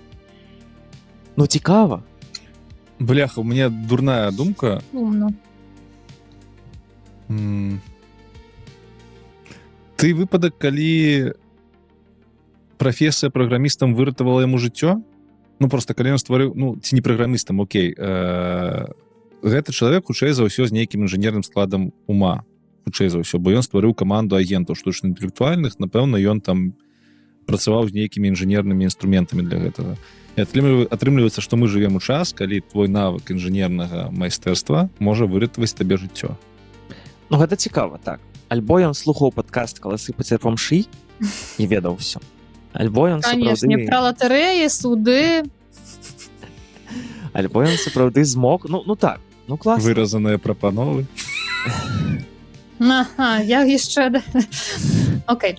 Ведаеш, ось я думаю, з аднаго боку, класна, што ў яго так атрымалася, і ўсё стала лепш, і яму гэта дапамагло, але для мяне сумнае вельмі было ў тым, што гэта даступна толькі яму і толькі агулам вельмі абмежаванай колькасці людзей, таму што ну, тут усё супала, натуральна, ёсць рэсурсы, ёсць людзі побач, ёсць магчымасць узяць каманду, і так, ёсць веды, досвед, і таму ўсё вырашылася паспяхова, а колькі людзей проста памірае. На сённяшні дзень так, але ж мы з вами тут таксама займаемся тым, што папулярызуем штучны інтэлект. Можа быць, у будучыні там праз 10-15 гадоў нашыя дзеці усе будуць базава ведаць, як ствараць такія каманды, і у сэнсе для іх гэта будзе нешта не незвычайнае. Для іх это будзе звычайны паттерн. Я захварэў, ага, добра, пайду са штучным інтэлектам пакансультуюся, ствару сабе асістэнта па тым-то, тым-то, тым-то пытанням, яшчэ іх скамунікую са сваім доктарам, з лекарам. Для іх гэта будзе ўжо натуральны падыход, і мы зараз бачым будучыню. Канешне, калі Альтман яшчэ чаго-небудзь не прыдумае, і розных спакусаў, і не тая. Альбо будуць паўсюль вайфы, альбо у нас все ж таки атрымаецца, як у чалавецтва. Таму будзем спадзявацца. Паглядзім. Лёш, што там у нас далей у навуцы было? Там срач. Я думаў, куды гэта срач занесці, ці на пачатак, ці на канец. Ну, давайте. Не срач нават, а... Ну, ладно, срач. Як кажуць, каб ты з компасам сральнік у полі шукаў, вось прыкладна так зараз кажуць OpenAI у навуковай серадзе, у асяроддзі навуковым. А OpenAI абасраўся. Што адбылося? Але не абасраўся адначасова, я так скажу. Карацей, ёсць там такі у OpenAI дзядзька вельмі папулярны, Кевін Вейл, вы яго маглі бачыць па прэзентацыях OpenAI, ён з'яўляецца галоўным прэзідэнтам па навуковай працы OpenAI-най. І ён у твітары, калісьці там, я ўжо не ўзгадаю калі, ну, карацей, недзе ў гэтым месяцы напісаў, што OpenAI вынайшла рашэнне 10 задач РДШ, так званых, задачы РДШ. Задачы РДШ — гэта матэматычнае мноства, сукупнасць розных матэматычных задач, у якіх няма рашэння. У сэнсе, рашэнне яшчэ не знойдзена. Такіх задач шмат, іх там сотні, уже тысячы. Просто матэматыкі там нешта робяць, сядзяць, хоба, знайшлі нейкую задачку, на якую іх часу не хапіла. І вось гэта задача без вырашэння, вырашэнне для якой пакуль што ніхто не знайшоў. Гэта спіс задач РДШ. Ну і тут OpenAI абвясціў на ўвесь Twitter, што наша сетка GPT-5 вынайшла рашэнне да 10 задач і яшчэ да 11 зараз у працэсе, то бок прасунула іх. Пра гэта напісаў VP. Гэта зарэпосціў Себастьян Бабак, таксама вельмі відная фігура у свеце шыі. Ён вывучае здольнасці шыі да гэтага... Саманавучання? Не саманавучання, а... Самасвядомасці? Самасвядомасці, так, да самасвядомасці. Адзін з першых навукоўцаў, ён доктар навук, які даследаваў яшчэ GPT-4 першай версіі на наяўнасць самасвядомасці. Ён зараз у OpenAI працуе. То бок паважаны чалавек таксама гэта рэпостнуў, потым яшчэ некалькі матэматыкаў гэта рэпостнулі. А потым прыйшоў дзядзька, якога завуць Томас Блюм, гэта матэматык, і яшчэ ён па сумяшчальніцтву вядзе самы буйны сайт, які з'яўляецца базай гэтых усіх задач. То бок ёсць сайт erdasproblem.com, туды заходзяць матэматыкі і бачаць усе гэтыя адкрытыя праблемы, якія яшчэ не рашоныя, адтуль іх бяруць і рашаюць. І прыйшоў Томас і кажа: слухайце, вы, канешне, малайцы, навуковы прарыў, там у вас ужо штучны інтэлект сам новыя дадзеныя вынаходзіць, але справа ў тым, што вашыя сістэмы не рашылі гэтыя задачы, а яны проста знайшлі рашэнне гэтых задач у літаратуры, якая забылася. І цалкам вось ткнуў носам у OpenAI тое, што яны нібыта набрахалі. Ну і праз гэта падняліся вялікія там плазмасрачы, OpenAI насавалі за тое, што яны нібыта ўсіх падванваюць, што іх сістэмы ўвогуле тупыя. Ось такая сітуацыя, такі срач адбыўся. Але справа ў тым, што насамрэч OpenAI нікога ў зман не ўводзіў, бо яны так і напісалі, што яны вынайшлі рашэнне. Літаральна we found, як там рашэнне гэтае? Solutions of... Solutions. We found solutions. Яны літаральна напісалі, што яны знайшлі рашэнне. Нейкай літаратуры. Просто яны рашылі крышачку маркетолагі такія: давайте мы не будзем пісаць, што мы ў літаратуры гэта знайшлі. То бок тут гульня слоў. Навукоўцы, калі знаходзяць нейкія новыя веды, яны таксама пішуць, што яны іх знайшлі. І з аднаго боку мы так абасраліся, з іншага боку нікому не набрахалі, і я ўвогуле все роўна вельмі рэспектую OpenAI, таму што іх сеткі, па-першае, знаходзяць дадзеныя, пра якія мы забыліся, і гэта выдатна. Ніхто б з матэматыкаў не знайшоў гэтай задачы, акрамя чату GPT. Па-другое, сусветныя матэматыкі выкарыстоўваюць гэтыя мадэлі зараз, каб даказваць вельмі складаныя тэаремы. То бок самастойна яны пакуль гэта не робяць, але матэматыкі выкарыстоўваюць. Неяк так.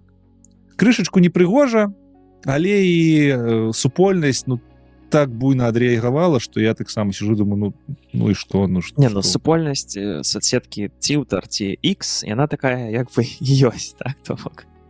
Чакае чагосьці іншага ад гэтай сполкі, я не ўпэўнены. Там усе, там нават SEO DeepMind выказаўся, Ян Лікун, гэта які дырэктар з Меты па штучным інтэлекту. Усе просто накінуліся на гэта бедны OpenAI, ведаеце, як на падбітую касулю. Бо гэта канкурэнцыя, трэба давіць.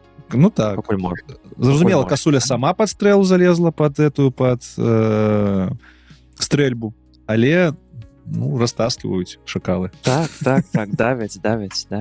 Але гэта цікавы досвед для іх. Ведаеш, наступны раз што-небудзь такое адбудзецца, то ўжо будуць трошку... Дапішуць, што знайшлі ў літаратуры, а не знайшлі. Так? Бо гэта, канешне, we found. Так. Слухайце, але ж это дзіўная сітуацыя. Я нават і не думаў раней, што шмат у нас ёсць ведаў, якія проста мы не можам як чалавецтва знайсці, бо яны ў нейкіх кніжках, якія напісаны там на іншай мове, недзе ў бібліятэках лакальных знаходзяцца. А нейрасетка гэта можа зрабіць. Офігенна ж. А там дакладна так сфармулявана? То бок не вы знайшлі? Я тобі зараз нават зачытаю. GPT-5 just found solutions to 10 previously unsolved problems.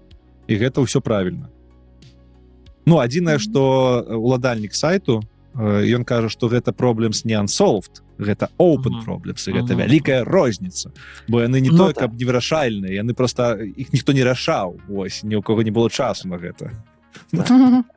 Карацей, людзі там чапляюцца за кожнае слова, але так, чым яшчэ заняцца увечар суботы. Паехалі далей. Значыцца, зноў мая навіна. Японія выпрабоўвае гіганцкую рабатызаваную руку на экскаватары для разбору завалаў пасля землятрусу. Хто як не Японія? Вялікія чалавекападобныя роботы. Гэта ж анімэ, ўсё японскае, не? Так. Гадзілы все. Вось, цікава. Мне няма шмат чаго сказаць, так, я магу працытаваць, таксама тэхналогіі былі... І выглядае прикольна. Так. Цэнтральна здаравенная рука на кране просто. Вось, але мне падабаецца спосаб выкарыстання, так? То бок гэтыя завалы альбо пасля землятрусаў, альбо падчас вайны, іх вельмі складана разбіраць. І наколькі мы ведаем, часта пад гэтымі заваламі у першыя гадзіны яшчэ ёсць жывыя людзі, даволі часта. І чым хутчэй мы гэта зробім, тым больш шансаў людзей выратаваць. Таму, канешне... Падаецца, што ў такіх памерах рука гэта не самае аптымальнае. А што больш аптымальнае? Я не ведаю, што я не ведаю, які-нибудь бур там, ці не ведаю, ці присоска. Ну, бур, вось так ты чалавека і прабурыш, вось так. Ну, то бок, табе трэба нешта, што будзе слой за слоем, правда? Ну, бляха, ну я не могу поверить, что краіна, якая зняла Евангелион, гэта самое знакамітае аніме про здоровенных роботов со здоровенными руками, и она без прикола зрабіла такого робота. Мне падаецца, что табе гэта больш падобна, што гэта навіна з Беларусі. Не, ну, можа быць, рука гэтай, ну, насамрэч яна лепшая, чым буры і ўсё астатняе, хутчэй за ўсё. Але я ўпэўнены, што маркетинг там быў накіраваны ў тым ліку на тое, што, глядзіце, Японія робіць здаравенных чалавекападобных роботаў, тое, пра што яны здымалі апошнія гадоў 30. Ну і добра, калі спрацуе, калі дапаможа ну, так, гэта развіць, так. Для мяне мэта стварэння такой рукі, гіганцкай рабатызаванай рукі, гучыць добра. Эмілія. Что там яшчэ? У нас есть спецыялістка по дзіцячаму контенту. Так неадназначна прогучаў. Так, некаторые ну, тут уже зразумела, што ў нашым падкасці неадназначны дзіцячы контент гэта маё. О боже. Стало яшчэ горш. Так, Эмілія, спасай нас. Так. У ЗША паліцыя просіць дзяцей спыніць жартаваць з дапамогай штучнага інтэлекту, ствараючы выявы бяздомнага чалавека. Карацей, дзеці ствараюць такія выявы, нібыта бяздомны чалавек прыйшоў да іх дадому, дзесьці там сядзіць на канапе ці дзесьці яшчэ, выглядае неахайна, і адпраўляюць бацькам. Бацькі напалоханы выклікаюць паліцыю, і гэты жарт завірусіўся. Канешне, гэта ўсё здымаецца і выклікае шмат рэакцый, але трэба сказаць, што тут, напэўна ж, не толькі з бяздомнымі. Там была яшчэ адна навіна, я сюды не ўключала, і на ў той жа бок, пра тое, што жыхарка Флорыды, яна нібыта тэлефанавала паліцыю, што яе згвалтавалі, паліцыя прыехала, яна нават паказала фотаздымак таго, хто згвалтаваў, і гэта фотаздымак чалавека, які сядзеў у яе на канапе, вось яна паспела зрабіць, і пазней, калі ўжо пачалі высвятляць, аказалася, што гэта таксама згенеравана штучным інтэлектам. Карацей, што адбываецца? Ну, гэта проста нейкія такія прыколы, і гэта для таго, каб дзесьці падзняць, напэўна, не в сітуацыі з жанчынай, але там падлеткі, калі гэта здымаецца, гэта набіраецца шмат праглядаў, там рэакцыі і так далей, і людзі вельмі востра на гэта рэагуюць. Ну, слухай, тут жа ад жартаў да небяспечных сітуацый адзін крок. Такім чынам можна вельмі літаральна любога чалавека ў любое месца прывесці, не ведаю, згенераваць выяву, як дзіцё чалавека з ножом каля шеі стаіць недзе пад мастом і з подпісам «Прыязджай сюды». Што-нибудь такое. Чалавек, ну, карацей, тут просто такое поле для усялякай штукі не вельмі добрай, што страшна. Так. І нават, ну, гэта гісторыя з ЗША, а тут я бачу, што ёсць таксама злоўжываюць тым, што, напрыклад, розныя сваякі могуць, жанчына, там, мужчыну свайму мужу скідвае фотаздымак, вось прыйшоў там масажыст дадому, генеруе прывабнага мужчыну напаўаголенага і скідвае мужу ў чат. Ну і потым, конечно, записывае ўсю гэту перапіску. Я не ведаю, наколькі гэта рэальна, ці... Ну, напэўна, навошта гэта рабіць? Вось навошта гэта рабіць? Каб што? Ну, я думаю, таксама для контенту. Для контенту. Ну, я б не ведаю. Я, конечно, не агрэсіўны чалавек, я б не стаў там фізычна неяк на гэта рэагаваць, але хутчэй за ўсё, ну так, ну гэта нармалёвае. Але я б на наступны дзень просто сказаў: дзякуй табе, да пабачэння з такім жартам, не? Не, гэта сапраўды, гэта вельмі жорстка. Гэта трындзец. Прычым самае цікавае, канешне, што гэта сапраўды гэта так выглядае праўдападобна, і калі ты не ў тэме штучнага інтэлекту і пра гэта там не задумваешся, ты проста верыш, асабліва калі больш дарослы чалавек. Пытанне этычнага кшталту у мяне ёсць. Ось так. Яшчэ да вас. Зараз ужо накінеш, я ведаю. Накіну, канешне, глядзі. Калі гэта пара, вось жанчына ці мужчына, муж ці жана жартуе адзін над адным вось такім чынам. У які момант можна сказаць, што гэта ўжо здрада. Глядзі, якая думка. Ось, да прыклад, жанчына мужу свайму, ну, я буду... Ладно, хай будзе муж, жонцы сваёй. Шле такі прикол, кажа, вось да мяне я на масаж прыйшоў, так? Шле нейкую прыгожую тайку. Потым наступным кадрам шле ўжо паўголую гэту тайку. Жарт працягваецца. Наступным кадрам ён шле яе голую. А пасля ён шле відос, дзе вось нібыта яго рукі падобныя з гэтай тайкай усялякія рэчы робяць. І вось у мяне пытанне, гэта ўсё яшчэ жарт, ці гэта ўжо здрада? Таму што насамрэч мужик ужо па факце ў галаве сваёй здрадзіў 5 разоў у такім выпадку. Калі ты ў мяне пытаеш, што для мяне гэта абсалютна не... Ну, я, па-першае, не ўяўляю, што навошта тады мужу дасылаць гэта ўсё сваёй жонцы па прыколу. Гэта жах. Ну, а агулам сітуацыя цалкам непрымальна, ну ўсё, гэта прама амаль што развод. Так, а пра гэта слухайце ў падкасце «Мая родная здрада». Так. Ідзем далей. У нас... Мы все в США застаемся з вами пакуль ментальна ці геаграфічна. Вышэйшы камандзір США, окей, у паўднёвай Карэі, пераносімся ў паўднёвую Карэю, прызнаўся, што выкарыстоўвае чат GPT для прыняцця ваенных і асабістых рашэнняў. Значыцца, генерал у нас Вільям Тэйлар, такі Хэнк, камандзір 8-й палявой арміі, бла-бла-бла-бла, неважна. Актыўна карыстаецца чат GPT для пабудовы мадэляў і прыняцця рашэнняў, каб атрымоўваць перавагу ў патрэбны момант. Ён кажа, што стаўся вельмі блізкі, што мяне вельмі напружвае ў гэты момант, з чат-ботам і працягвае яго як да службовых, так і да асабістых выбараў, якія датычацца салдат пад яго камандаваннем. Пачыналася ўсё нядрэнна. Я такі думаю, ну, агулам добра, так? Ну, чат GPT шмат чаго ведае, можна параіцца тэарэтычна, так? Не тое, каб аддаваць яму ўжо прям вырашэнні нейкія, але параіцца можна. Але потым, калі ён стаўся вельмі блізкі з чат-ботам... Ну, гэта пиздец, прабачце. Так, это прям трошки... Гэта яшчэ горш, чым вось гэты мужик, які шле парнуху сваім там... Ну, гэта трындзец. Там-то ніхто не памірае, а тут людзі літаральна паміраюць праз тое, што ты... Слухайте, ну гэта ж непазбежна. То бок юрысты выкарыстоўваюць чат GPT для сваіх спраў, лекары для сябе, навукоўцы сабе, глядзі, калі табе займаецца.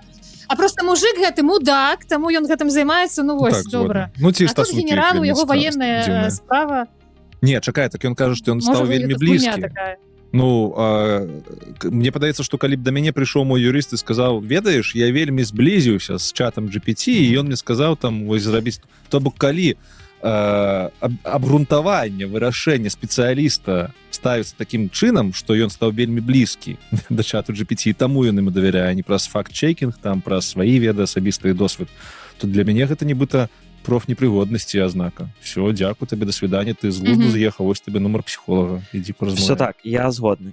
Пакуль, ну, я би добре поставився, коли було я як одну з крайніць використав чат GPT, так, ось там на гэтым, было б класно. Наоборот, я би такий, о, клас, ще додаткова інформація. Коли тільки на гэтым, не, особливо в армії, складана. Так, пачакайце, гэта навіна яна больш пра што? Пра тое, што ён выкарыстоўвае, а гэта такая патэнцыйна небяспечная справа вайсковая, альбо пра тое, што ён стаў блізкім, і ў гэтым небяспека? Ну, давай. І ў тым, у мяне будзе такі адказ.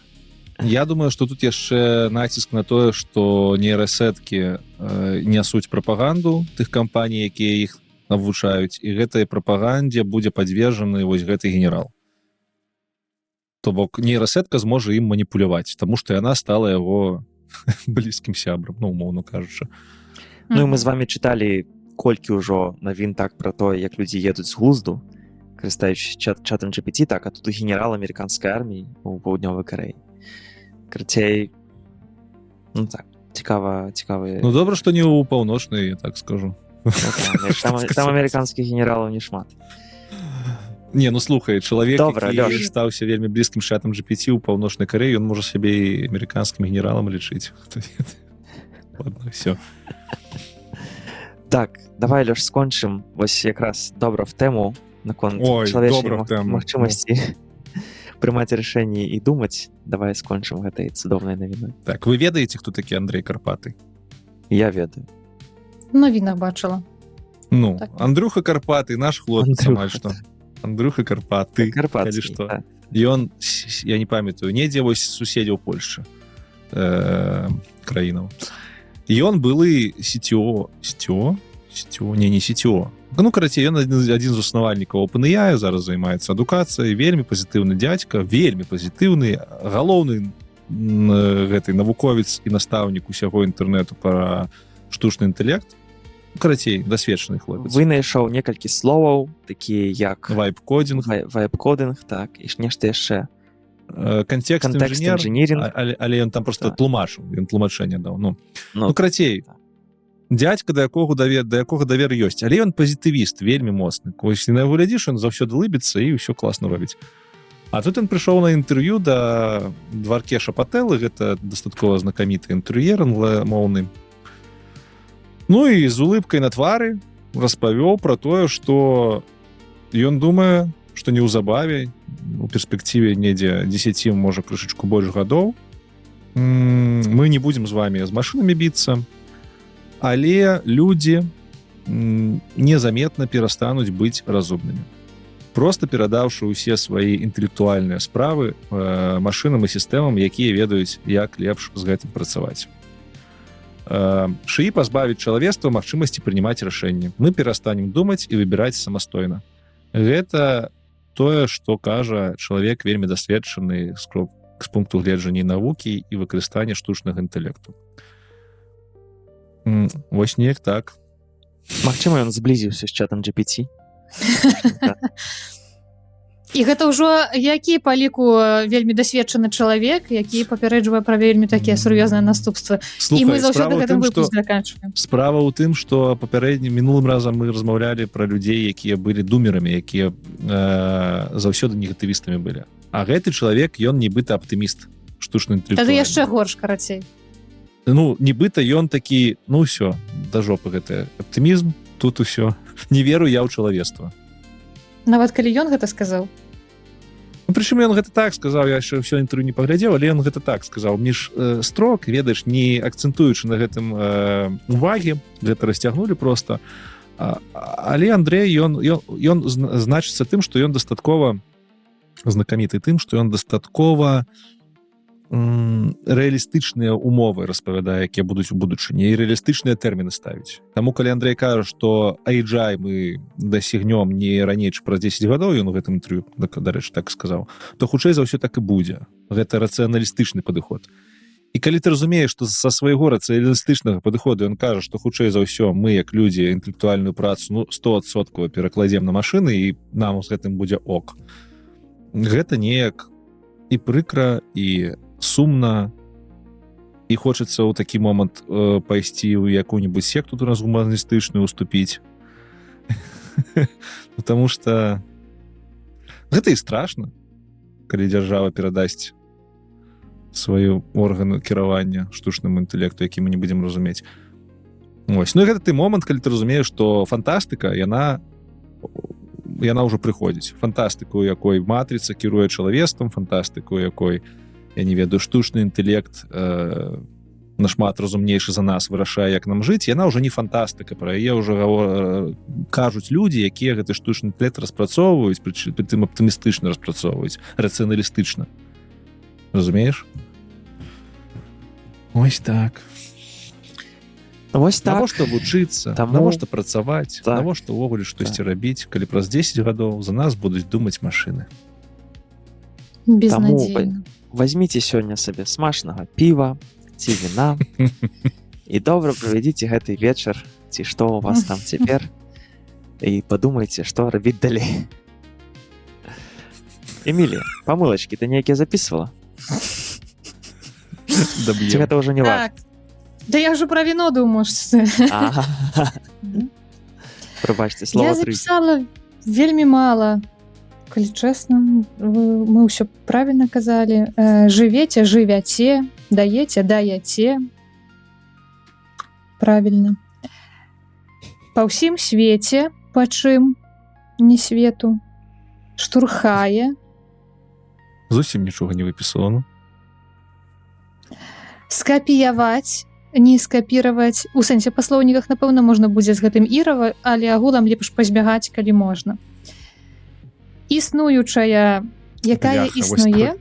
Толькі хацеў спытаць, як там у нас Учыючы. гэтым разам з учыючы гэтым.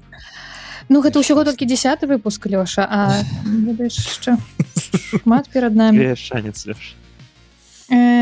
Цякущий лепш не цякучы, а у слоўніках ёсць бягучы, але таксама не вельмі з гэтымі учыючы. Калі там было да месца, не памятаю кантэкст, то лепш гэты сказаць. Што яшчэ? Я памятаю статцю. Паўтараючы, мы завучваем новую інфармацыю, дарэчы. Ні разу ж не памыліся, так? А Лёша не можа быць паўтараючым. Можа быць Лёша, які паўтарае. Во. Выдатна. Засвоілі. Так, я казаў, што я памятаю статцю, якую Лёша чамусьці вырашыў назваць статцёй. Я думаю, артыкул тут лепш падыдзе. А там шмат было русізмаў, але Лёша забараніў гэта. А Лёша забараніў. Я не Кстати, мы Што? Добра, мы дамовіліся. Ты сказаў, што мы дамовіліся. Можа, я, конечно, не придумал, можа, я... Лёша згалюцынаваў, калі шчыра, але окей. Калі хочаце, Вельмі можем блізкі са штучным русізмы. інтэлектам, вельмі Няма блізкі. пытанняў. Давайте русізмы фігачыць. Не, гэта можам сапраўды не адзначаць, таму што калі мы хутка размаўляем, то мы часта трасянем і выкарыстоўваем русізмы, але гэта не ад няведання, хутчэй ад тэмпу размовы і думак. Таму з гэтым ладна. І, Евген, у цябе было, ты кажаш, правільна прыняцце, а ў цябе было дзесьці... Так, дзесьці ён скакаў, плаваў гэты націск. Добра. Даражэнькі, у меня 3%. Давайте мы з вами прачытаем... Ты што?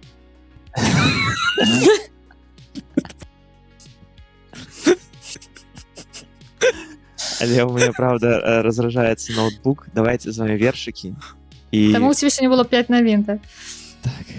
Уключи зарядку. Ну што ты? А дзе зарадка? Няма побач. Я кажу, ён сёння збягае ад нас. Я гэта адчуваю, што І Евген такі галоўна, сёння... я не спяшаюся нікуды. Не, я ну ось на 3% яшчэ не спяшаюся.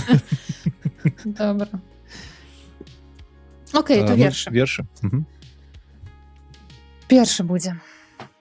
З эмоцыямі, калі ласка, Эмілія, каб не падумала. Так. Не, гэта наадварот, я могу блефаваць таксама цяпер. Добра. Я зямля, на якой не растуць дрэвы. Я дрэва, на якое не садзяцца птахі. Я птах, якога не сочаць нават паляўнічыя. Я паляўнічы, у якога вечна галодныя сабакі.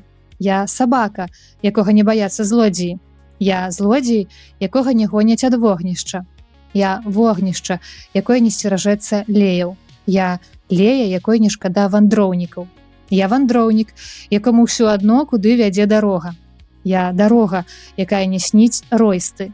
Я ройста, на якой валацуга бязмысны. Я валацуга, які страціў радзіму. Я радзіма. Я радзіма, паляўнічы, сабака, бадзяга, злодзей. Гэта быў першы. Доўгі атрымаўся. Так, мне тут адразу трэба тлумачэнне. Лея і ройста. Што гэта такое? Лея, я думаю, у гэтым значэнні... Лея ёсць як грашовая адзінка, а у гэтым значэнні, хутчэй за ўсё, гэта як дождж. Як лідзі заліваць. Таму што таксама... Неважна. А ройста? Роста? Ройста? Я не ведаю такога слова. Напишите у комментариях. Вы думаете, что мы не ведаем, але гэта для вас задание. Напишите, калі ласачка, нам. Так. Калі знойдзеце яго ў слоўніках. А вы не знойдзеце.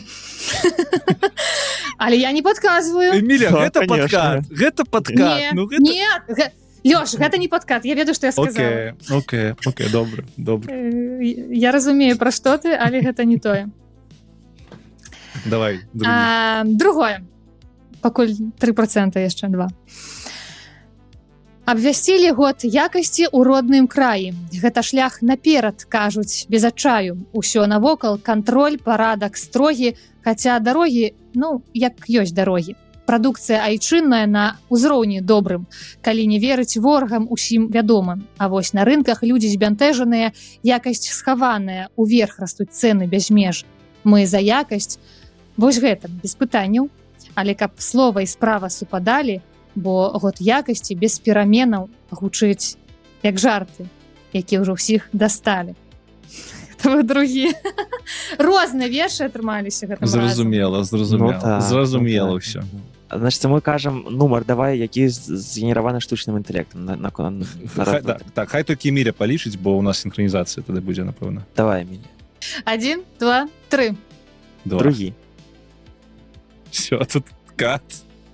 Так, мы на гэтым Катаў. дзякуем вам. Мы сёння пратрымаліся 2 гадзінкі. Амаль. Без 3 Мы хвілін. не пратрымаліся, мы 2 гадзінкі нават калі не спяшаліся, бо хтосьці Гэта таму, што у цябе зарадку 3%. забыўся. Так, але вы мяне прабачце за зарядку. Дзякую вам за 10 цудоўных выпускаў разам. Пабачымся ў 11 праз 2 тыдні. Нашым слухачам, слухачкам вельмі ўдзячныя. Прыходзьце каментаваць. Кажыце, што думаеце. Кажыце, што нам трэба змяніць пасля 10 выпускаў. Чаго вам не хапае, чаго бы хацелі. А мы будзем працягваць прыносіць вам навіны. Як вы бачыце, свет штучнага інтэлекта квітнее вельмі хутка. Мы будзем з вами дзеліцца і пашыраць вашыя веды. Дзякуй. Дзякуй. Да пабачэння. Іху. Бывайце.